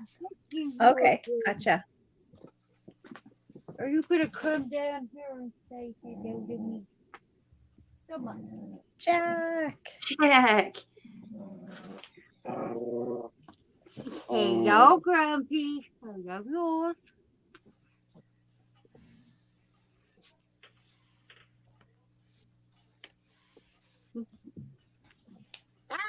Just leave the kids there. I hate flying. Never done it. Man, she's I getting don't through like it there either. faster than I ever could. I've flown so many times and I hate it so much, but I have to do it because I have to do it sometimes. You know? Right. I really hate it. I don't mind when the flight's short, but when they're longer, it's brutal. Yeah, I went to San Diego in 2019, and I spent pretty much 3/4 of that flight in the bathroom. It was absolutely the worst thing ever. Yeah. I'm not But super fond of it either. I flew all the way to Hawaii once. That was a 10-hour flight. Wow. Yeah. Really? Yeah, it was worth it though. Wow. Yeah, because I live in New York, so yeah, I had to fly across the whole country and then fly across the ocean. So yeah, 10 hours. I live on the west coast of Canada, so to go back to my hometown, it's in Ontario, in Thunder Bay. So you have to fly all the way from here to Toronto and then back to Thunder Bay for some reason, because Thunder Bay is a smaller town than Toronto's bigger. Right. So it's long, really long flight, super long. But the longest stretch is only 4 hours, I think, because they touch down usually. So I've never had to do like that many hours kind of thing. Yeah. 10 hours. It's the longest flight I've ever taken, and I did it because I knew I was only going to get this one chance in my life to do it. So I did it. And you loved Hawaii. Oh my God, I didn't want to get on the plane and come home. It was awesome. I want to go there. Yeah. So nice. Go.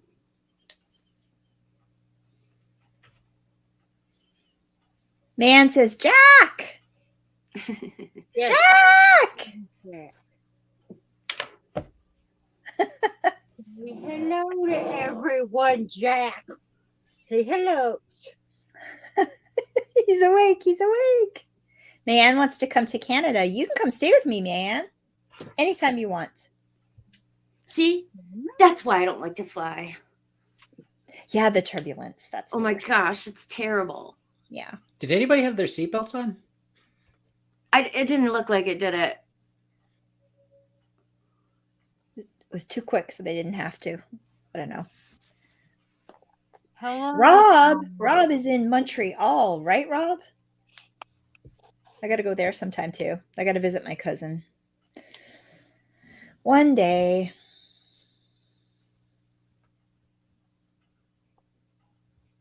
Oh. Where are they, man?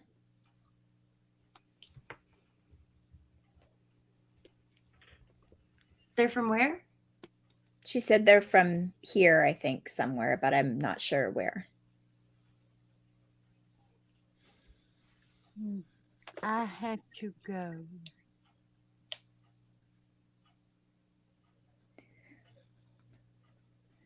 Yay! Have a good night, Philip. Hope to see you later. Bye, Philip. Ontario is where they're at, she says. Oh, okay. Cool. Yeah. Have a good night, Philip. See you again. I've been to Toronto. I saw Phantom of the Opera there, and I also is Canada's Wonderland in Toronto, because I went to Canada's Wonderland once. Yeah, I think so. I think it is. Yeah. Yeah, I live super close to the falls. Like, I'm only an hour and a half away from there. Yeah, Thunder Bay is like an hour and 45 plane ride from Toronto. So I was so much closer to where you are before. Yeah. Yeah, it's so cool. I never ever made it there, but one day I want to go there too. Where you are. Not Toronto. I don't like Toronto, but there is somebody who comes around, and I can't remember her name right now, but she literally lives 15 minutes from me. Cool. And we found it out like it just randomly, because she said something to me about going to see a particular movie. Right. And I said, oh, I'm going to see the same movie. And she goes, are you going to Lakewood to see it? And I'm like, what does she say that for? How does she know? How does she know? But she lives in Pennsylvania, but I live like on the line of Pennsylvania and New York pretty much. So yeah, 15 minutes this way, it's PA, 15 minutes this way, it's New York. So yeah, you guys are lucky because in Canada, everything's really far apart. Yeah. So, it's really far apart. Yeah. For the most part. I was talking about Alberta. I was talking about Alberta on a last live stream that I wouldn't want to live there. They're having massive forest fires right now. Actually. Oh gosh, that's like terrible. bad. So we'll be getting that. I don't know if you guys have experienced it, but the haze of pink, the smoke, and the smoke that comes through is I hate it. It's awful. If you go back to the beginnings of my channel, there are videos of that happening a few years ago here when the fires were happening in Lake Colorado or whatever. Right. You can just taste it. When you go outside, it's just it's all part of life now, because that's how, climates are going. Yeah. So it's going to happen more and more now. But having that claustrophobic feeling of like there's no air is awful. And I don't even have asthma. Like, I can't even imagine what that's like for people with breathing problems and stuff. But right. Horrible. Just horrible. But yep, my aunt was married to a guy named Arthur, and he lived up there. And are we at the locust scene? Yes. You moved up there with him. Lived up where? Not me.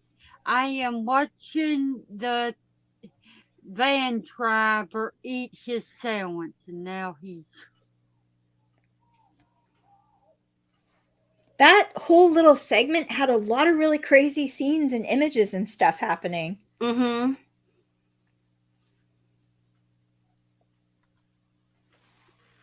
Now they're at the house. Oh, man's in New York too. Oh. And yes, Rob's in Montreal. Are you living amongst the Amish like me?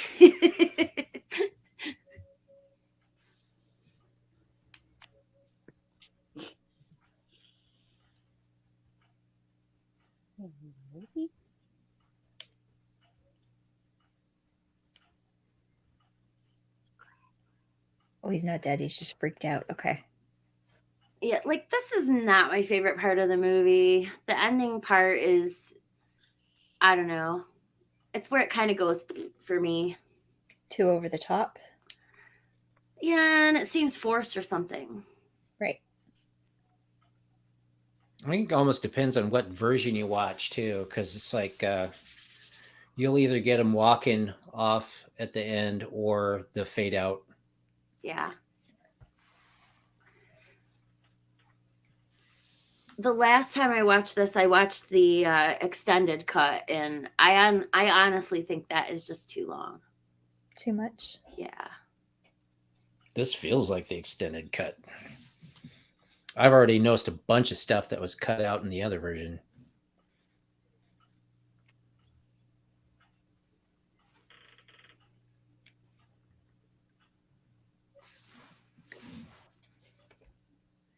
Man's in Westchester, New York.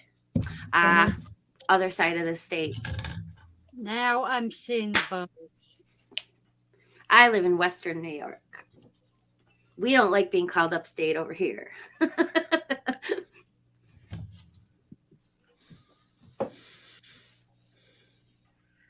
Why are you being mean to me, Echo?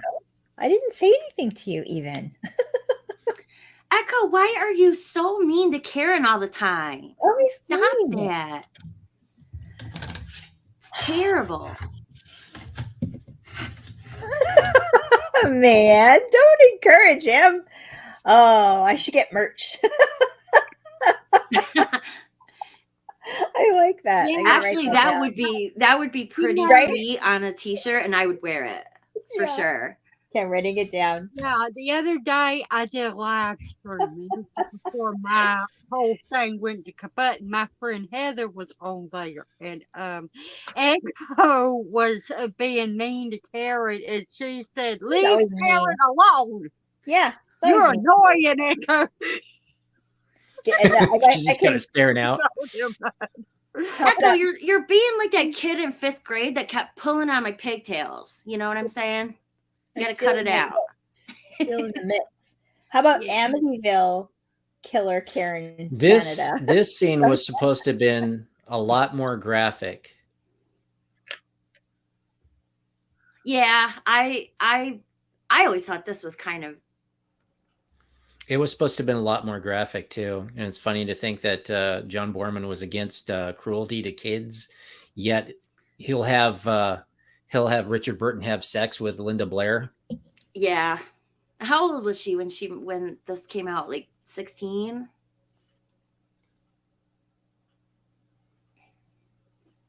Maybe 17 or 18. Probably, because it's like 4 years later, is it? Yeah.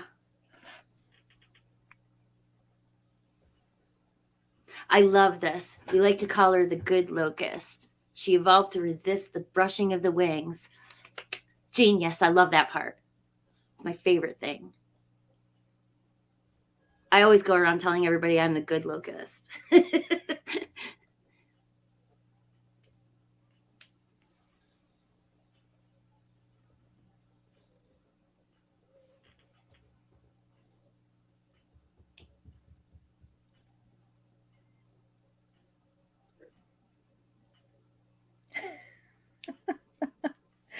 Oh, you want to cut? They're negotiating deals, cuts and stuff from the merch?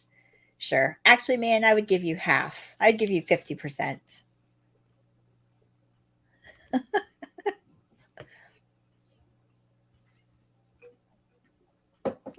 Linda Blair looks really pretty, though.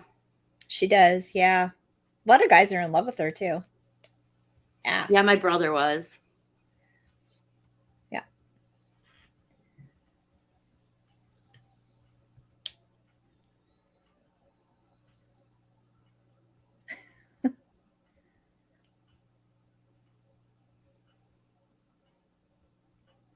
Yeah, there are a lot of visuals in this movie for sure.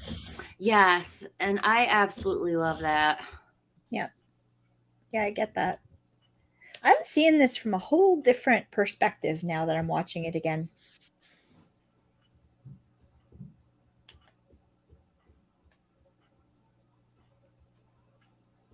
That's how I felt the first time I watched it again after not seeing it for quite a long time.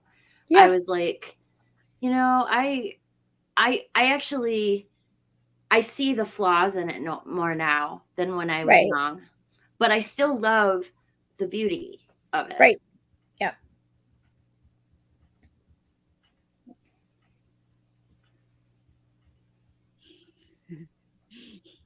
I keep see the locust flying, and I think of Mothra. Yeah, Mothra.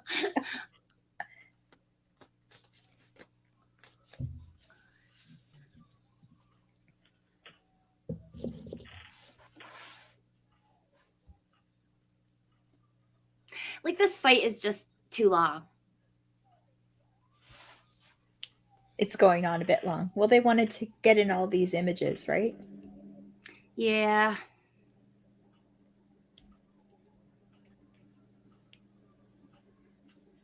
I think there's a door missing. From the room? Yeah.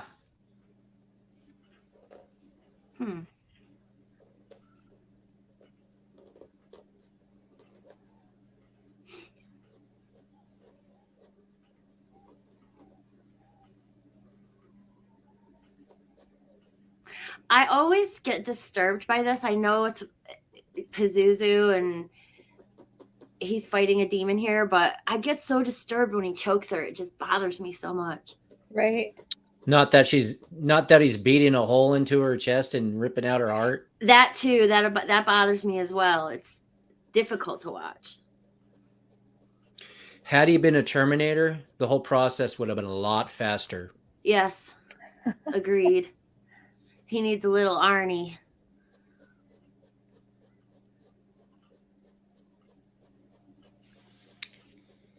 And it probably would have been a way different movie had it been Arnold Schwarzenegger.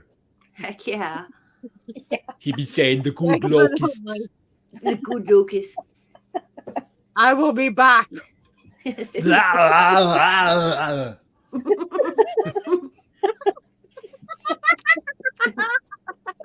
Oh no.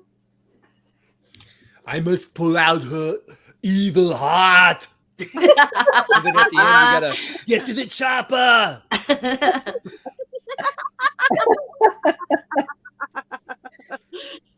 Oh, you need to make a fan film.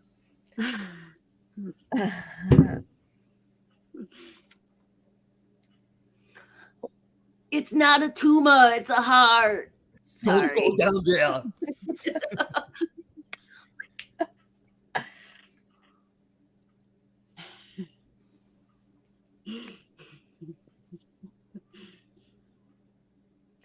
Every time it would get to this part when I was a kid, I would get up from the chair and I start doing this.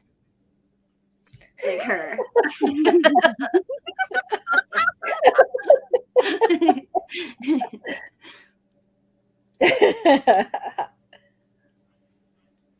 And my mom would be sitting at the table just looking at me about out the corner of her eye like, man, my kid is so weird.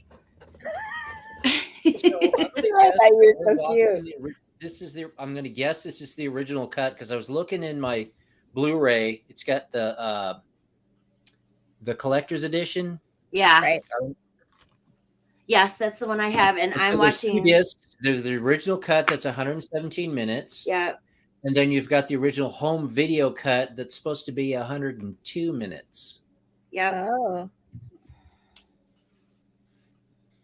Yeah, see, I have the theatrical in there right now.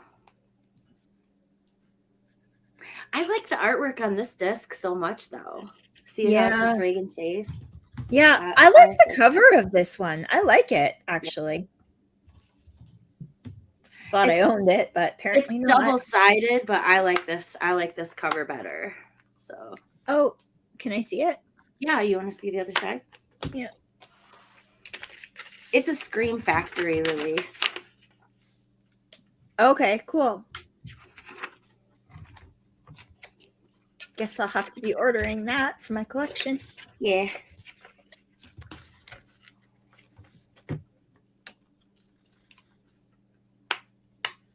And the neighbors are phased. They just stayed home. They're all like still asleep or something. I know. So what parts were cut from this? Oh my gosh. You don't see that. Yeah. You don't see the Sharon part. There is a part where it's like when she's done with this part, and then I think there's a close up on Dr. Tuskin, and then the whole thing just kind of fades to like a white out. Mm-hmm. Right.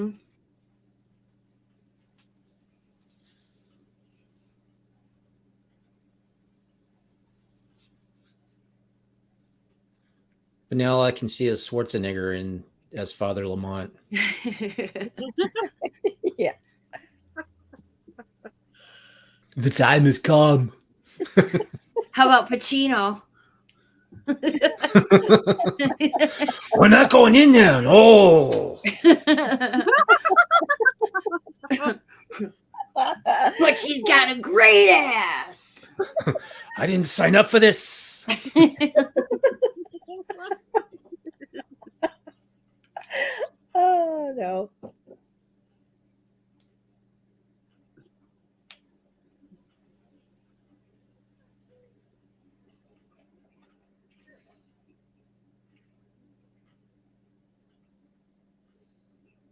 I usually break into like a Gilbert Gottfried, you know. Kakumo told me it was the good locusts.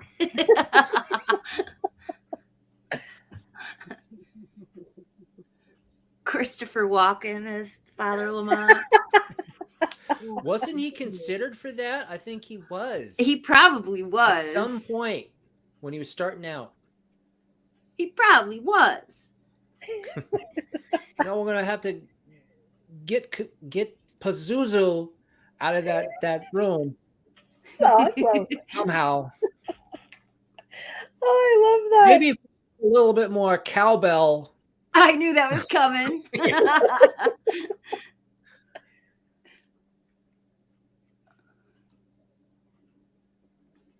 Yeah, I don't remember this ending. I don't know why. See, that's the thing. It's like that's the weird ending. It's like, okay, then you get this, and then you get the credits. It's like she's in sync. Yeah. Because it's flashing. I don't remember that ending. Well, that's it. I'm glad we watched it. Me too. Belinda Bailey or Beatty. I'm sorry, Belinda Beatty, Ned Beatty, and Belinda Beatty.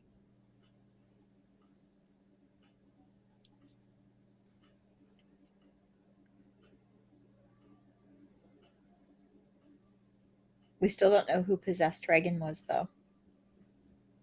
No, you probably won't. At least that, yeah.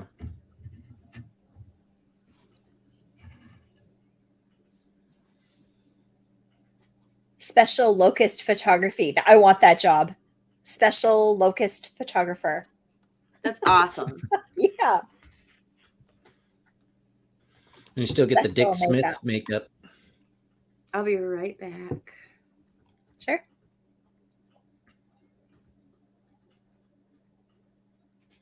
Yeah, I liked it. I thought it was good. It was fun watching it with you guys all together. What'd you think, man? Oh, what did she say? I like this movie. OG is better. Yeah, of course. Yep.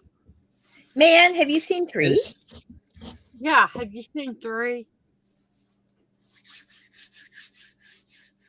This was very different, like very different. But it was kind of neat watching it, though. Again, I think I'd get this for the collection. Movies, they're totally different. I mean, and they're all...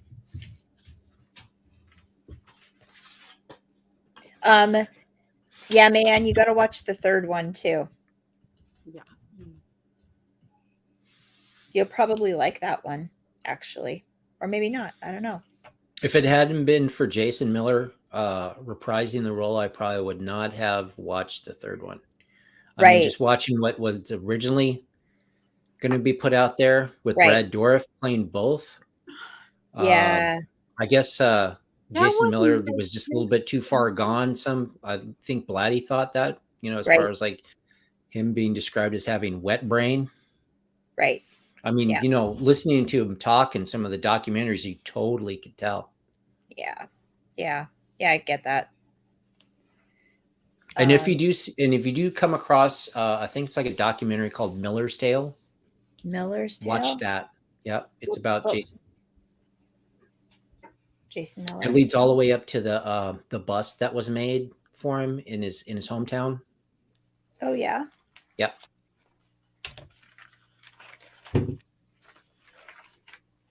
There was another thing that Jason Miller had done, and I think I brought it up with you. And I found it on YouTube in like 4 parts. It was like made for television. I think it was called a Home of Our Own or something like that. Right. Where he plays a priest again, and it's almost like the further adventures of Father Karras. I'm watching this thing, and it's like, did I miss something? Just like scenes I didn't get to see before, and it's like, oh no, it's not. It's just he's doing another priest role. Oh, okay. I'll definitely check that out. Where can I find it?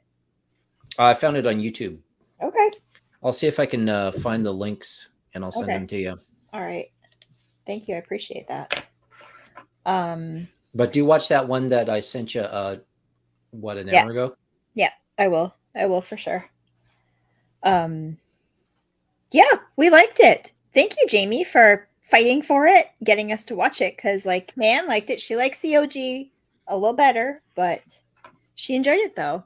Well, thank you for having me on. I was really excited to come do this today. Yeah. So Yeah, I'm so glad we finally got to organized and we could work it out that we could hang out. So that's yeah. cool. Very cool. I appreciate you doing it when you're sick too. Oh, I'm actually feeling a lot better. I just have a little bit of a lingering cough. It'll go away. Yeah. Okay, that's cool. Nanette, did you like it? Yeah. Yeah. You were very into it. I've never heard you this quiet before, ever. You liked it. That's good. Yeah. Like I said, there's certain movies that this is one of.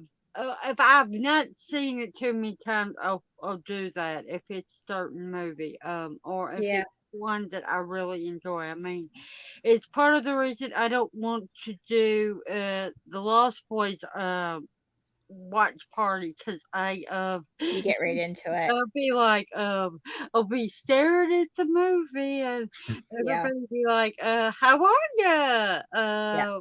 What do you think of this movie? And I'll be paying attention to the thing, saying that, saying nothing. Yeah. Well, that's like this one. I haven't watched it for probably 10 years. And I made a point of not watching it ahead, not researching it, not doing anything with it so that we could watch it on the live stream just to kind of go through it. So that was kind of fun. But yeah, it was cool. I liked it. I'm just glad we all had the same version. Yeah. It would have been real difficult if we hadn't. Actually, you're right. Some of us would probably be like, well, I'm done. Yeah. Everybody else would have like 15 more minutes to go. It was nice actually talking about the parts at the right moments. It's one of those kind of movies for sure. I agree. I see that now for sure. Nanette Man says that you're scaring her, Nanette, because you're too quiet. I'm sorry. It's me. Yeah, especially with your new account. Your new account this week. Oh, I'm sorry.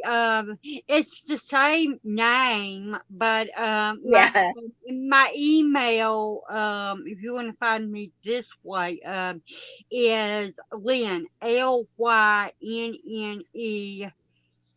Nanette Blackwell. Right. Yeah. Echo, cut that out. What the heck? You can get in touch with Karen or Echo, because they both have it. I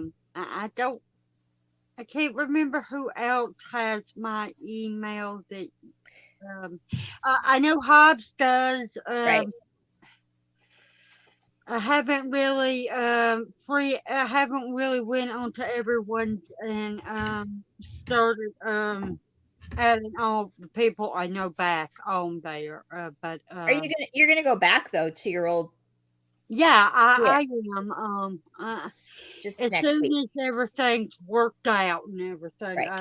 I'm only using this for now. Right.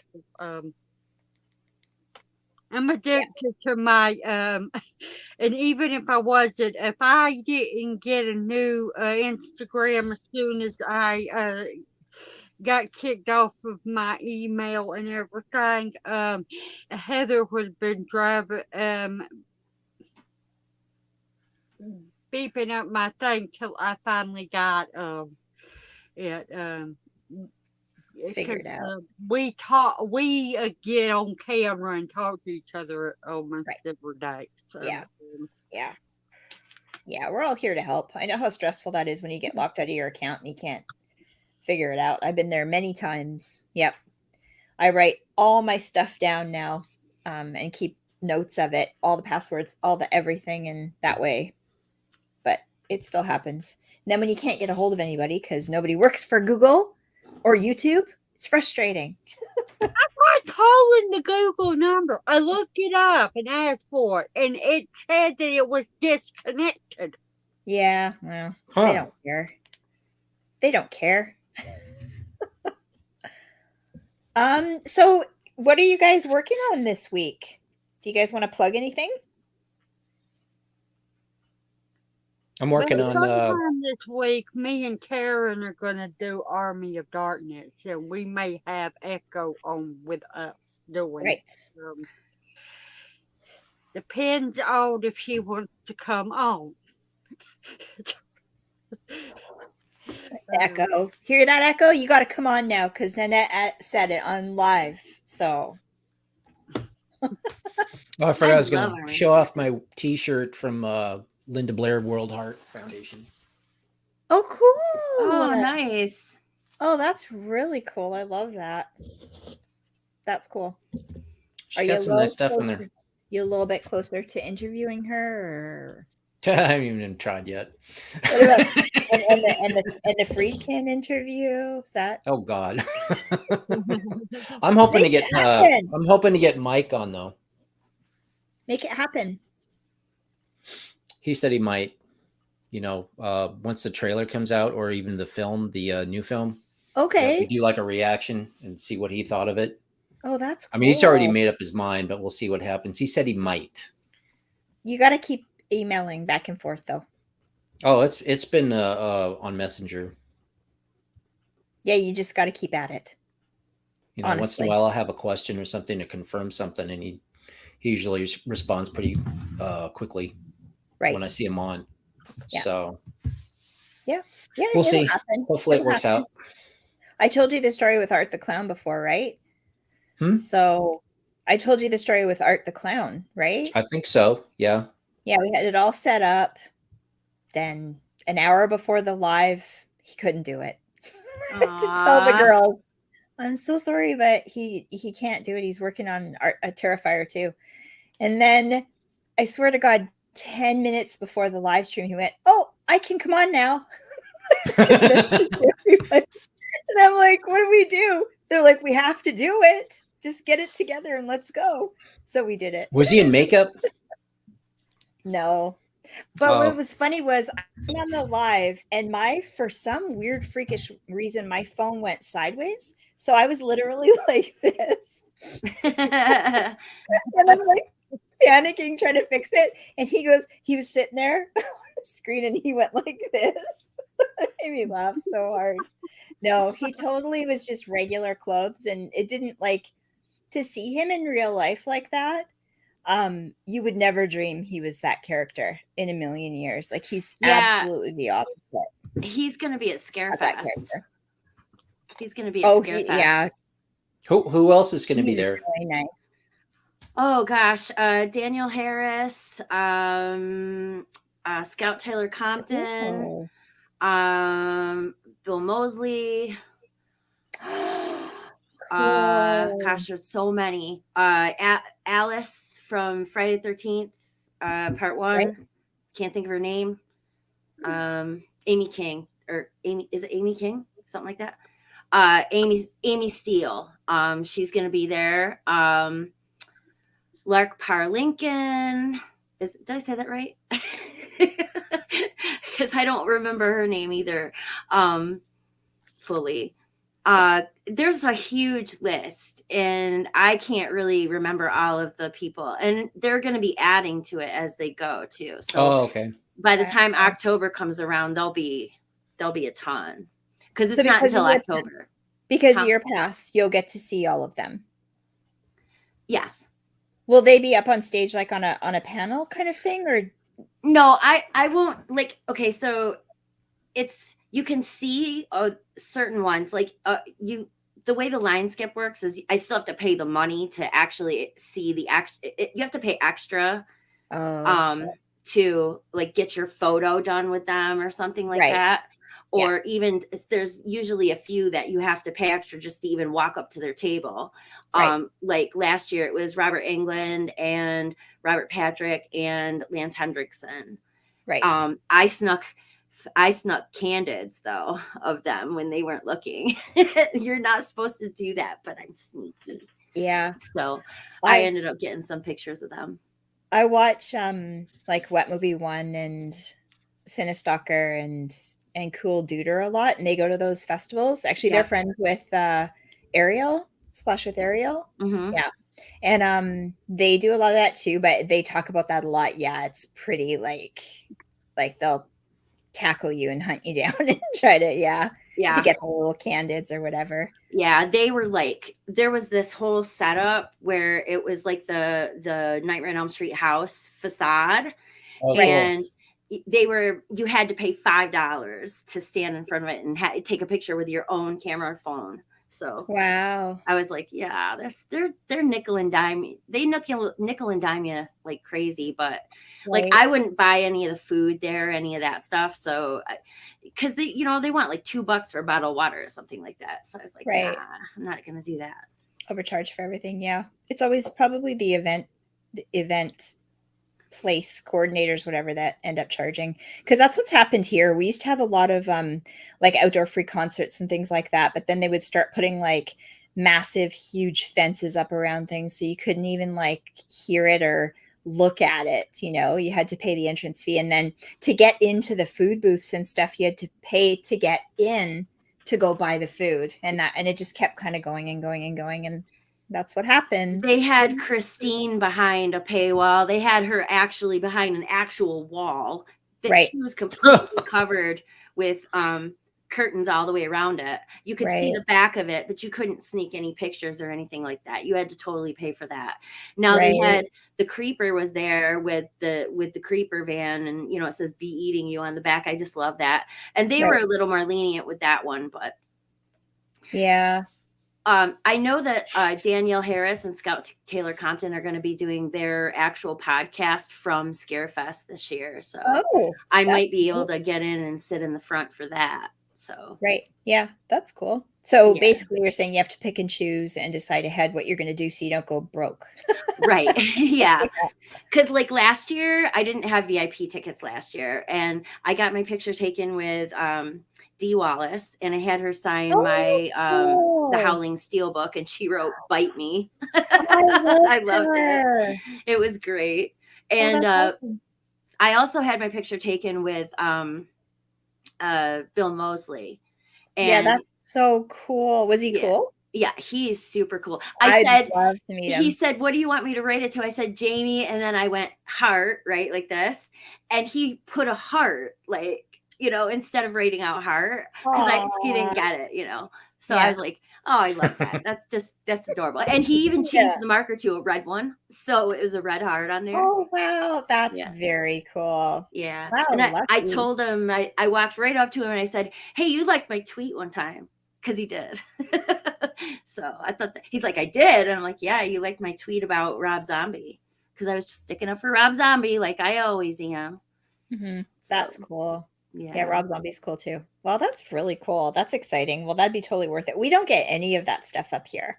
No, we have Comic Cons, and that's about it. I mean, Vancouver does have more. Not really. Not like you guys have. Technically, it is a Comic Con. It's like a faction of Comic Con. Yeah, but our Comic Cons are not. I have to drive 6 hours to get there, which isn't bad. It's not that bad. It's like we can do it in one day. So. Right. Well, you're doing so much stuff too, and you got the major pass, so worth it. Totally worth it. Yeah. Last year, my husband and I took 2 days to drive down, and we stopped at all these different like roadside stops on the way and stuff, and I took pictures and make a it trip was fun. Of it. Yeah, for sure. So that's coming up when did you say? October 21st, I think, through the 23rd or something like that. I don't remember the dates exactly, but October. Right. So not full. Oh yeah. Right. Okay. So what are you doing on your channel next? Anything? Doing anything fun? My birthday. I'm turning 50. So when is your birthday day again? June 1st. I'm gonna have a big stream that night. Okay. So everybody's invited, and bring your friends, bring your own beer. It'll be a fun time. I've got 10 spots too, so people can join on the stream in a panel if they like. So cool. Yeah, I can't wait. That's going to be so fun. Jamie, I have to tell you, you are excellent live streaming on your channel. Thank you. I've watched you the one time, and I was like, Wait, what? What is going on? Because I've always seen you mod. Oh yeah, because You always mod for everybody, and I didn't know that I knew you had a channel, but I didn't know you had a channel, that you did your channel. And I was like, wait, a lot what? of people don't know that I was on a different channel for like 2 years. I was on Twin Peaks Coffee Time for 2 years. So I already had like a bunch of experience doing the talking and stuff like that, especially with that show, because let me tell you what, those 3 guys, I love them to death, but man, they just go off on different tangents, and I had to be the mom and bring them all back together. I was always the voice of reason on that show. And it was a good time. I kind of miss it. I miss them guys a lot, but it also was very dramatic sometimes with them. So I had to quit. Plus I was moving over to Region Free at that time. So, I don't know if any of you guys know what Region Free is, but they used to be the sausage factory a long time ago. And then they decided to add females, and I was the first one, and they called it Region Free. And now they got a whole new channel, and I'm not going to be on it this time. So, because you're moving on to bigger and better things. So yeah, that's awesome. No, you're so good. If anyone's not, go subscribe to her channel, because you're awesome. And you're singing and the whole thing. Like, wow. Really, really cool. Yeah. What's the name of your channel? It's Jamie Hart. That's the name? Yep. Of the channel? Okay. Yep. JAMI and then Hart. Like heart to heart, or like it's beating out of my chest? Like beating out of my chest. Okay. What's amazing bulk, Echo? I'm guaranteeing I probably won't like it if you're recommending it. Echo? We talked about I'm telling you right now, Jamie. He's been driving all of us crazy to watch that movie. And one time he was telling me to watch it on my channel, and Katie was like, "Go watch it. I've seen that movie. It's horrible." Yeah. Katie said it. Yeah. I listened to Katie. Yeah. I'm not watching that. We had this talk. I told you I will schedule a live stream on my channel. You're going to come on with me, and we're going to watch that movie together on a live. You're in big trouble. He refused. He hates that movie. It's apparently like a spoof of Incredible Hulk or something like that, right, Nanette? I think so. Incredible Hulk. I think he'll tell me is that weird looking one? Guy probably. That hat purple or something, and he's purple all over, and you get to see his butt. It's not like the Greasy Strangler, is it? Because people tricked me with that one, and I was like, "Ew, this is the worst thing I've ever seen in my life." He says it turns you into a superstar. What will? That's crazy. Watching the Amazing Bulk.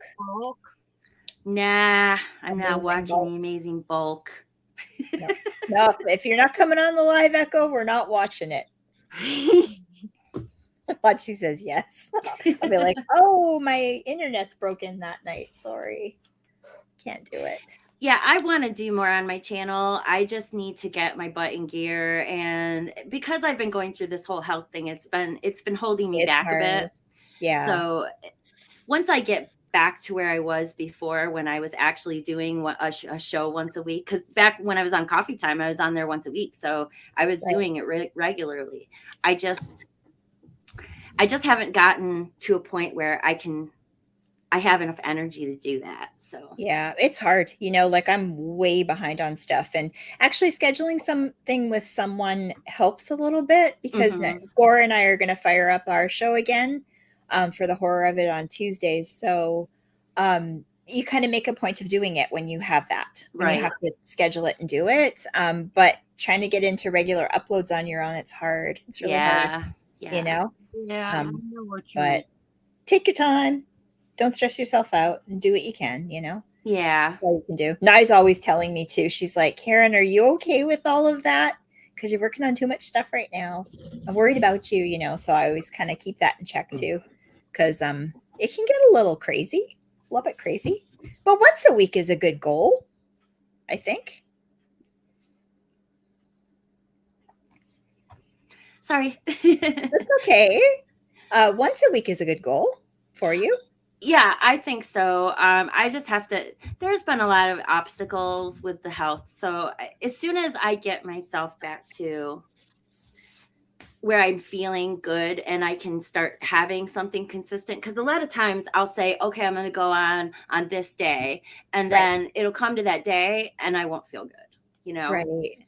And that's been really hard. And that's probably part of why I'm not on Region Free anymore, because I started to get sick while I was on Region Free again, and it made it so that I couldn't be on it as much. And I just kind of lost touch with the whole thing. So right. Yeah. It is. It's hard. It's grueling. I don't think people realize how hard YouTube is. It is hard. It is difficult because you're trying to make something to entertain people, and you want people to like it. And so you really have to put an effort in. So yeah. But when you do and it pays off, it's wonderful. Yeah. So I think it is really important to always just have fun.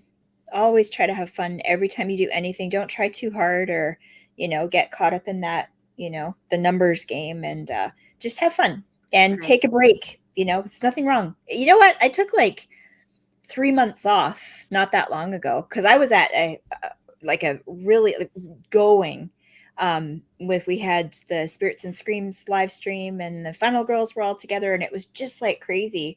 And I took a step back for 3 months, and I've come back. People remember. They're like, you don't even know. It's fine. Sometimes it takes me 3 months just to get one out. Just because and your editing is crazy. Yeah, like and I'm doing it by myself, and I'm like, I wish I had a crew or somebody. Yeah. I think the worst of it's my narrations. I always say I wish I had skills, because I have no skills. I mean, I have skills to be like a host and talk and do that kind of stuff, but I don't have any editing or like, I have no idea how to use like a movie program. I would love to do reaction videos where I'm reacting to a movie and be able to edit it and have that whole thing like that, because that's really what I want to do. That way I can do commentary on stuff a lot better, and I can show people, I don't have to have the sound on, but I can show people, what I see in things. And I just don't have the skills. I need to take like a Skillshare class or something. You could. You just have to start dabbling into it and just kind of play around and go for it. But be careful of that, because once you go down that rabbit hole, I know. Oh my God, it is so much more work. Yes. Now, Baron Vaughn knows what I'm talking about, and Anthony from Fever Dreamland Theater knows exactly what I'm talking about, because they work like it does. It takes a month to crank out a video because there's so much editing involved. Yeah. But that being said, I do feel those videos are amazing to watch and engaging, and they're going to be out there forever for people to check out and look at. And I think it's a good skill to learn, actually. Yeah. I really enjoy watching the reaction channel, so I want to do it, Yeah, just start practicing and learn, and you'll figure it out. Jamie, do you have a favorite video that you've done? Yes, actually, it's a music video. 2 of them I like a lot. Well, actually 3. I made one to Straight Up that I think is pretty darn cool. I found a lot of old footage on my computer, and I incorporated that along with photos and things like that. And I really had fun making that one. And then there's another one that I made to Britney Spears, Overprotective. And that one is me going into one of those Wacky Shack haunted houses, and I'm filming the whole thing. And then there's another two different haunted houses that I went into at this little tiny little park in Erie called Waldemere Park. And they have one of the oldest old time spooky rides, dark rides in the country. It's one of the original ones by one of the original people that were building them.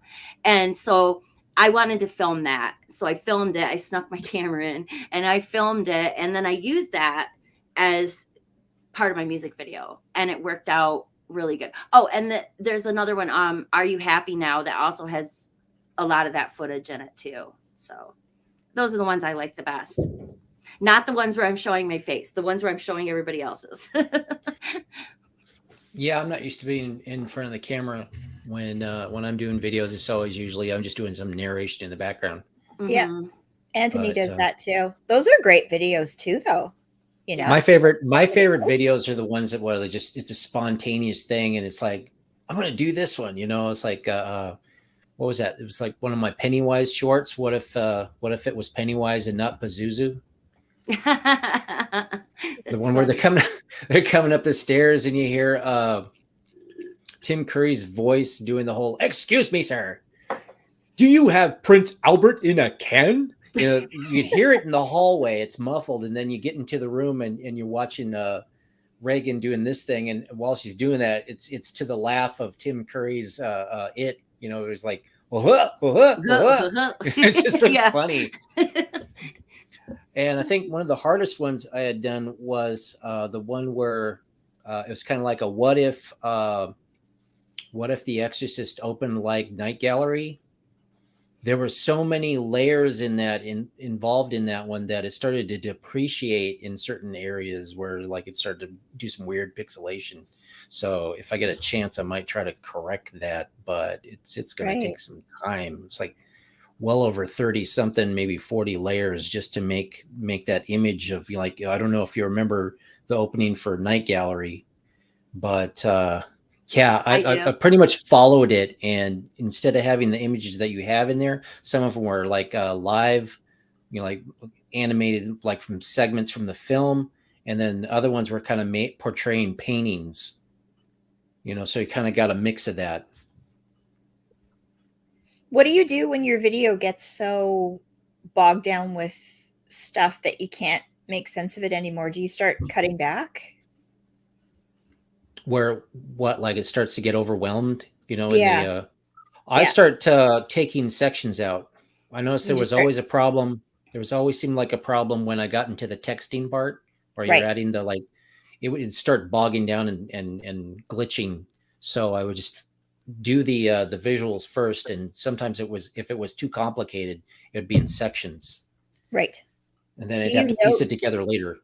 Do you write notes and map out everything before you start, or you just start the creative? A lot of my videos, I just kind of, in this next one for the mini series, it's going to be like, I visualize it in my head.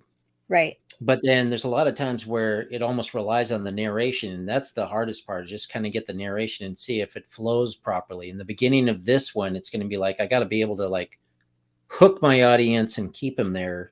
Right. And so, I try to shoot from the hip on that. And a lot of times the narration kind of dictates what's going to be in the visuals, but then, it becomes like a toss up.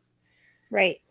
Right. It's like the puzzle pieces for the that image that I did for whether Regan MacNeil is going to die in the new one. Right. That was just like, it just kind of came to me. It's like, okay, I'm going to do this like puzzle pieces floating, trying to figure out what's going to happen. And that just, it was just one of those images that popped up while I was doing narration. Yeah. Do you find do you push yourself to be creative and just work, and then you get into it as you go? Or do you, I kind of find myself, like a lot of my old interviews from my other channel, it would have been a lot easier just interviewing and just have like maybe just a moving background, but too often I'd find myself doing graphics associated with it. Right. Yeah. Right. Yeah. Interesting. Yeah. So Jamie, so you just dive in and you just start mucking around and play with it. Yeah, that's how I do everything. Every artistic thing I do, that's what I do. Yeah, I just that's exactly how you edit a video. Yeah. And I think you have that artistic background. You have that vision. You definitely have talent, singing and all of that. Thank you. You just do it. You just do it, and then you muck around with it until you get it just right. Right. Yeah. That's what I did. I basically just wanted to start I used my music videos or my music for the background. And it was more of a way for me to just learn how to edit videos. So like the music is really secondary. And a lot of people are like, oh, you need to sing this song. You need to sing that song. But a lot of people don't realize that music comes from like 2010. That was me singing in 2010. Not me singing recently, which once I get my thyroid out, the chances of my voice coming back and my singing voice coming back is good. So Yep. I might be able to sing again. We'll see. Right. Yeah, it's going to be exciting to see what you do, because I'm sure you're going to do some amazing stuff. I do voiceovers every once in a while too for friends on here on YouTube, different people. There's a channel called Frame Into Focus. Right. He makes great videos. They are deep dives into things like Miyazaki, and I helped him with the American Psycho one. Okay. Can you give us some examples, like some quick voices? What do you mean? I just use my voice. Oh, okay. Okay. There was something like, you big F in your ear, Captain, or something. No. I did throw a little bit of a personality into some of the Patrick Bateman lines I had to say for the American Psycho video, but I don't know if he used them all or not. I can't remember. So, but yeah, I do that every once in a while, and he throws me $50. Okay. So, yeah. That's cool. That's cool. I love that. Well, guys, we're coming up close to 3 hours. Yeah. Should we get going? What was the longest watch party any of you've been on? There's the laugh. It was all night. 4 hours. I am Ice Lord. His name's Wes. We were on a live stream on Echo's channel for 11 and a half hours. Wow. Probably the longest any of us have been on a live stream. Yeah, I've never been on a live for that long, but this is only my 3rd time doing a watch along on here. So I did, my first one was on Destination Station, Dez's channel, where I did a live reaction to Scream 5 because I had never seen it. And I did that right before Scream 6 came out. So cool. I've only done this 3 times. Wow. Now, Hey, me too. Watch parties are fun. And I keep telling him that Dustin, that I be on his channel because he keeps asking me but everything. But every time we set it up and everything, I'm not feeling good. That keeps happening to me with Dead Pit. Dead Pit Radio has tried to get me on like 6 times, and every time I end up sick that day. So not feeling good. That happens. No. Remember, Nanette, that time that we did that marathon and you fell asleep at the end? Was it Nightmare in Elm Streets? We did 2. Yeah, that was the most. We were supposed to do 3, but we did 2, and no, she felt. we didn't do 3. No, I know. No. It was Evil Dead. It was Evil Dead. Yeah, we were supposed to do Army of Darkness, but I didn't have the DVD. The Blu-ray didn't come, and so. So you have it now? You're supposed to be doing that sometime. So. Did you get it now? Yeah, I have it. Oh, cool. Yeah, we're doing that one next week. Is that what we're doing next week? Yep. Isn't there supposed to be like a connection between Evil Dead Rise and like Army of Darkness when it comes to like the books? I don't know. I have no idea. Have you guys seen it? Evil Dead Rise? Not yet. No. Okay. No spoilers. I'll see it when it comes to streaming. I haven't, like I said, I've been sick, so I didn't go to the movies like I wanted to last month or so. So right. You have to see that one. You have to. I do. You absolutely do. Yeah. But it'll probably be streaming soon enough, I think, maybe. Yeah, I don't know. I might be okay just seeing that on streaming. We'll see. Yeah. I don't even know if my theater is still running it right now. So, but if anybody is interested in seeing Evil Dead, the remake, it is on Tubi right now.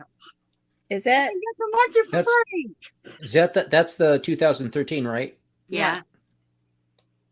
It's on Tubi. I wonder if it's on my Tubi. I'll have to check. MyTubi sounds like a whole different streaming service or something. Canada. This is MyTubi. Canada. We get like Canada nothing. don't get as much as we do in the United No, States. we don't at all. Although I have Terrifier 2 on MyTubi. Oh, it's on this one too, on mine. Is it? Yeah. People told me from there that it wasn't. You guys didn't have it. I don't think I told you that. No, I don't think you did, but a couple of other people did. Well, the reason I know, I was on it earlier talking with Heather about different stuff, and I said, this is what they're recommended to me. And Terrifier 2 was one of the things they recommended me to watch. Cool. That's cool. Some of the stuff that they recommended to me to watch, I was like, why is this on my recommendation list? Oh. It was a romantic comedy, and I don't do them. I'm not into them much either. So every once in a while, there's one I like, but they're few and far between. Yeah, they're kind of cringy nowadays too. Yes, Any stuff that comes out, people, the bride ones. Yes, I feel like gross. No, cringy. No, Yeah, The bride ones. When it comes to comedies, 9 times out of 10, it's going to be a certain actor, and it's usually adult humor, or it's the older stuff that's like from the 80s. There is my range. Yeah, for sure. Okay, guys. So I'm going to say thank you everybody in the chat for hanging out with us, and I'm glad you got to see it, man. Super fun. I'll say thank you to you, Echo, too. There you go. Nanette and Karen, when do you plan on doing the Army of Darkness watch party? What day are we going to do that? You got an idea? We haven't talked about it, but how about we talk about it, and you can get in touch with Baron Vaughn? Yeah. Okay. We're looking at perhaps maybe Wednesday, but we have to see. Oh, okay. Wednesday evening, but we have to see. Can't be Tuesday. Next Wednesday, or this coming Wednesday. But maybe we have to wait because Nanette's still working on her email situation as well. Gotcha. So, and I always have to see. I can't plan too far ahead with stuff, so probably that day though. I expect. Thursdays is never a good day because there's so many lives going on Thursday nights. I don't even touch that day. Yeah, that is a busy one. It's a busy one, and you don't want to step on toes. So right, I leave that one free. It'll probably be Monday, Wednesday, or Friday. But Monday's probably not good, so it'll probably be Wednesday. But I can let you know though once she decides what we're gonna do. Wednesday will probably be the best day. I mean, that's usually when we do our lives. Yeah, that I think so far works for me. Yeah, for sure. So it'll be an Evil Dead Wednesday? Evil Dead Wednesday. Evil Dead Wednesday. Yeah. Dun, dun, dun. Has that mannequin or whatever it is been there the whole time? Yeah. What is that? Is that Regan? Yeah. Yeah, that's his exorcist room. Oh my God, that freaked me out. I was like, somebody's grabbing at him. Sometimes I hold her hand, you know. Oh, the only thing I worry about, and I mentioned this in the last watch party, was sometimes I'm afraid to watch the video, and if she's in the shot, she'll be looking down at me. You know, kind of like one of those beyond the door moments where the dolls kind of just dies, just kind of flit. Yeah. And where the fingers will be out there. Fingers will be out there in the shot, and then all of a sudden you see. I know what you're talking about. I just recently watched Beyond the Door like 2 months ago. That's a freaky movie. When I was a kid, the whole doll thing freaked me out, where it's walking around, because I was afraid of dolls early on. I think I brought it up. It started with like Barbarella. Barbarella. I like that movie. I didn't ones where they capture Barbarella and they got her in a net, and then they start setting all these dolls around her. Yeah. And they've got the teeth and they're walking toward her. Oh, that's so scary. And so as a little kid, if I was 3, I would totally remember that. And my mom came from Germany and brought back these German dolls, the ones with the eyes that close when you lay them down. And those scared me so bad. Those are freaky. I had nightmares for years on those things. My grandma had a magazine that speaking of dolls, and for 1 year for a Christmas present, these were like custom dolls, and the dolls, she bought one for my cousin and one for me. Right. And we were, I was like 12, which would make Angela 15. But the dang things look like real babies. They even had the male doll, even had the male part. Oh, jeez. What freaked me out was my older sister got my mom to buy me this like a tickle trunk to store stuff in, and it had Raggedy Ann and Andy, like a little tickle trunk, like a little tickle trunk. Like what do you call it? What would you call it now? Just like a trunk, a box. Why do they call it a tickle trunk? I don't know. That's what they called it back then. Okay. Like a toy box kind of deal. And it had Raggedy Ann and Andy all over it. And I was young, and this was way before Annabelle or anything had come out. And I was terrified of those dolls. Terrified that I made her take it back to the store because I didn't want it in my room. And then I learned years later, about the Annabelle thing and all that. And it scared me. And the history behind the Raggedy Ann doll, too. Yeah, scary. Those freak me out, man. Yeah, I have a Raggedy Ann somewhere in this house. I don't know where she's at, though. I have a bedroom, and it was mine for years because Grandma, me, and my dad lived in this house together, and this was his room. So I had the little room, and that room still has Raggedy Ann, and she is on the bed I used to sleep on. Oh, that's creepy. Sometimes. Yeah. She'll move around in the room. Wasn't there a Robert the Doll movie? Yeah. Is there any reason why they didn't make him look like the real Robert the Doll? I don't know. It almost looked like they were trying to do one. It's like when what was it? Which one that had the Annabelle one in? Was it the first Conjuring? Yeah. Yes. Looking like a different doll. When I saw that the first time, I was like, why in the world would anybody want that doll? It looked more like a Reagan doll than anything else. I know all of the, I imagine that puppet that plays Annabelle is probably somewhere in the background in dead silence somewhere, because all those puppets in dead silence. Oh, yeah. And they all have that same, Billy's in there, by the way. They all have that same, weird, strange structure to them that just makes them so creepy. Yes, Billy. Yep, he's in there somewhere. Well, I would want that doll. I have a really creepy doll somewhere in this bedroom. And he's got black hair, and he's a porcelain doll, and he's all in a tuxedo. And everybody I showed him to, they were like, "That is a creepy ass doll."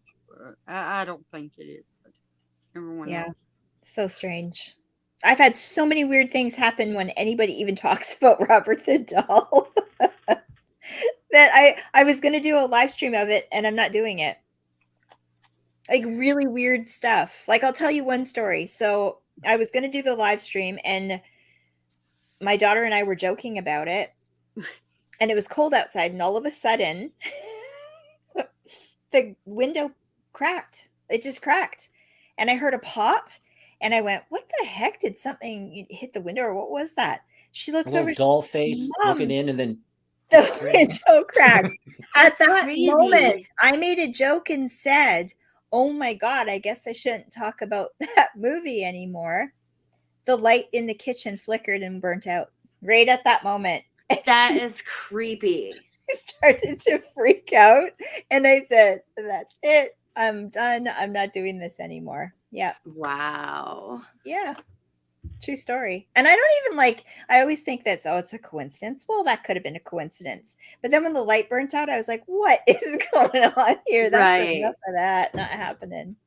Because apparently electronics and things can go kablooey when there's stuff, like that. That's like a big thing. So, well, I don't know about evil entities, but I can tell you one thing. Ghosts like to take and drain batteries or light bulbs to get energy to move around. Yeah. No, I demons probably travel the same damn way. Yeah. I just don't like Shocker. Around. Reminds me of David Lynch movies and Twin Peaks and stuff, because he believes all the spirits are going through the electricity and living in the wood. Yeah, so weird. Yeah. So weird. But yeah, whether you believe or not, but that was the most spooky thing that's ever happened to me for sure. That is pretty spooky. That's a pretty spooky story. Yeah, the timing was really weird. I mean, it's so weird, like the window cracking. We've been here for like over 10 years. Like it just was such a random, weird thing. And nothing hit the window. It was really cold outside and hot inside. So all I can think is that the temperature change cracked it. But why? But why? Like why after, I have no idea. Years, really strange. Anyway, she freaked out. I did a little bit of a cleansing in the house. And that was it. No more Robert the Doll movies. Yeah. Not happening. But that reminds me. Me and Heather were talking about killer dolls in movies, and she brought him up today. Man's freaked out. She's never going to sleep now. Talking about the exorcist room and poor man. We're joking, man. It's all a joke. Oh yeah, I forgot about this one. Hold on a second. I still gotta try to hang her up. Oh, I love that. That's gorgeous. I love that. I was gonna hang that up next to this here, and then have the other Regan looking back at her too. So they're all like looking at each other. That's actually cool. that picture of her young there is actually freaky. That would freak me out. Where did you get those? I don't remember. I've been collecting a lot of stuff. This is like this right here. I think I showed it to you before. It was probably one of the earliest pieces that I got. I could never find it again. It's a PVC. Once I got it, I was like, it sat on the shelf, but it always sat like this, so I couldn't see the picture. Yeah, definitely. Sculpted by William Paquette. It's a 1/6 scale resin kit. I didn't realize I'd have to build it, so I just kind of kept it as it is. Right. This is like years old. I don't even know if it's available anymore. Right. But the comment they leave on the box is so realistic you can smell her. So that's super disturbing. I don't know if there's supposed to be something inside. Wow. You're supposed to squirt this into it. No. Oh dear. Oh man, that would probably have sold really well. When slime came out in the like the 70s? Yeah. Have like some Regan figure where you put slime in it. You know how they had those toys with all the slime? Uh-huh. It's coming out of the Regan doll. Creepy. Too creepy. Yeah, one of these days I'm going. Exactly one of these days I'm gonna do like a review of the figures. Yeah, you should do a haul of the everything back there. You see all the mugs. I think this one's my favorite.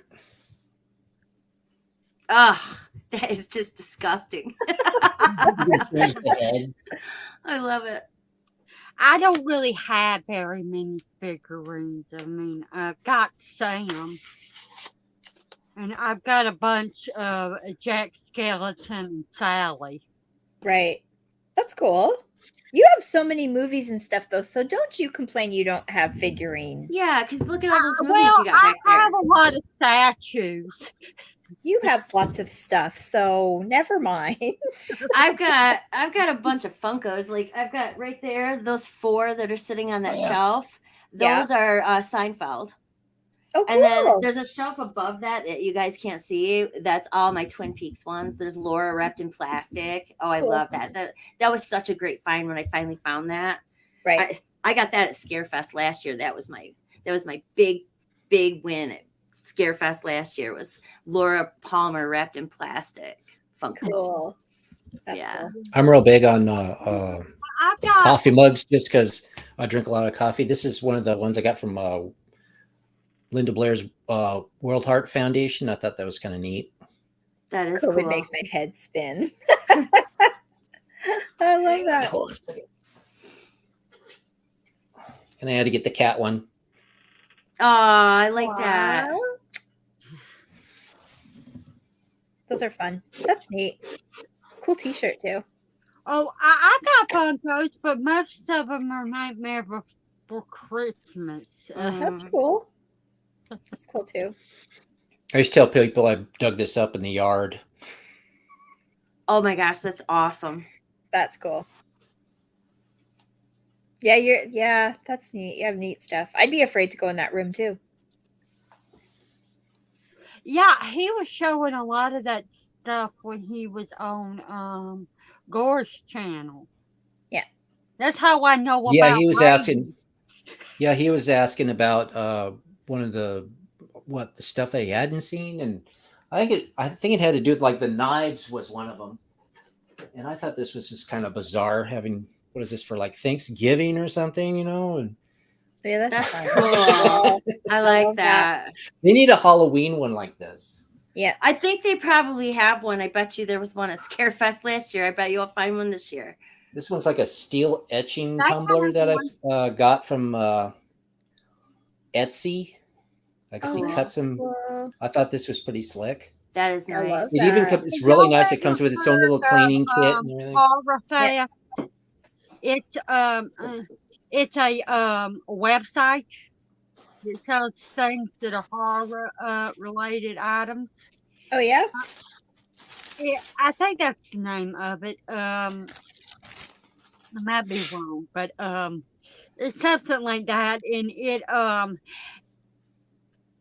Jim was talking about it, and I signed up to get alerts on stuff, and they sent me a alert saying we've got new stuff that are Halloween inspired, and one of them was a knife that had Michael as a little boy, him in the costume. Oh wow! Dr. Loomis and Laurie Strode and her 2 friends. And it's got their a knife. Cool. That sounds cool. I bet you Scarefest is really hard not to shop. I would want to buy everything. I am so glad my husband is such a good sport because I was just like, I didn't even look at prices. I was just like, I want this, I want this, I want this. And he was like, okay. So it was kind of nice because normally I'm very frugal. I am so frugal with everything at my house. Right. And like, I won't go and buy the most expensive, items. I'll go buy like a slightly cheaper version. It's very rare that I get something like Beats, Right. So when we do go on vacation, he lets me go a little crazy sometimes. That's fun. And he's been letting me splurge on movies when I hit the dollar store and stuff like that. So that's cool. He's a cool guy. He is. If you guys ever go to Las Vegas and you go past the Paris Hotel, my husband designed the doors. Oh wow! Really? Yeah. Cool. Yep. He also designed the doors on the Longfellow building, and I think it's called Longfellow Building in Washington D.C. And he did the one for Trump Towers. but that's a sore subject because he didn't pay. So, Oh, wow. Yeah. he's a Really? yeah, he claimed bankruptcy so that he didn't have to. And he almost killed the small business that he was working with for, he Oh almost my killed the small business. God. Yeah. Wow. Yeah. So when people say stuff about Trump and I'm like, I don't like him, I have like a serious personal reason that I don't like Oh, him. yeah. I guess. Yeah. I knew somebody, my brother's sister. No, my brother's wife. Her grandmother used to work for Trump and everything, and she said he is the biggest asshole on the planet. There's no doubt in my mind he is. Ugh, gross. Yeah.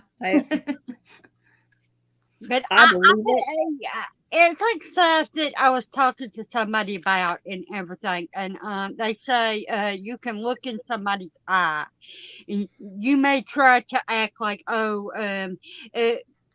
write it off as just bad nerves or something. But if you look at somebody in the eye and they look like they're creepy, they are. Yeah. And Trump has that look. Yes, he does. Phil went to sleep and got up and We're had still coffee. on. And we're still on. Hey, Philip. Oh, I actually am gonna have to get going because it's 1:15 here. Oh gosh, I forgot about the time Yeah, change. you Too. too. Yeah. Okay. Yeah. Yep. Let's go. Okay. Sorry, Philip. We're leaving now. Bye. Bye. Thanks, everybody that's still here. Oh, there's still 7 people. Okay. I feel like it's rambling about nothing. Awesome. Well, thank you guys so much for hanging out. Like I said, me, Echo, and Wes did a stream talking about nothing for 11 and a half hours. It's the Seinfeld scream. It's the Seinfeld stream. It's about nothing. It's the Seinfeld stream. Yeah. See, you just hang out. That's funny. Yeah. All Okay. right. Bye, peoples. Bye. Thanks, guys. I'll make sure I subscribe. Yay.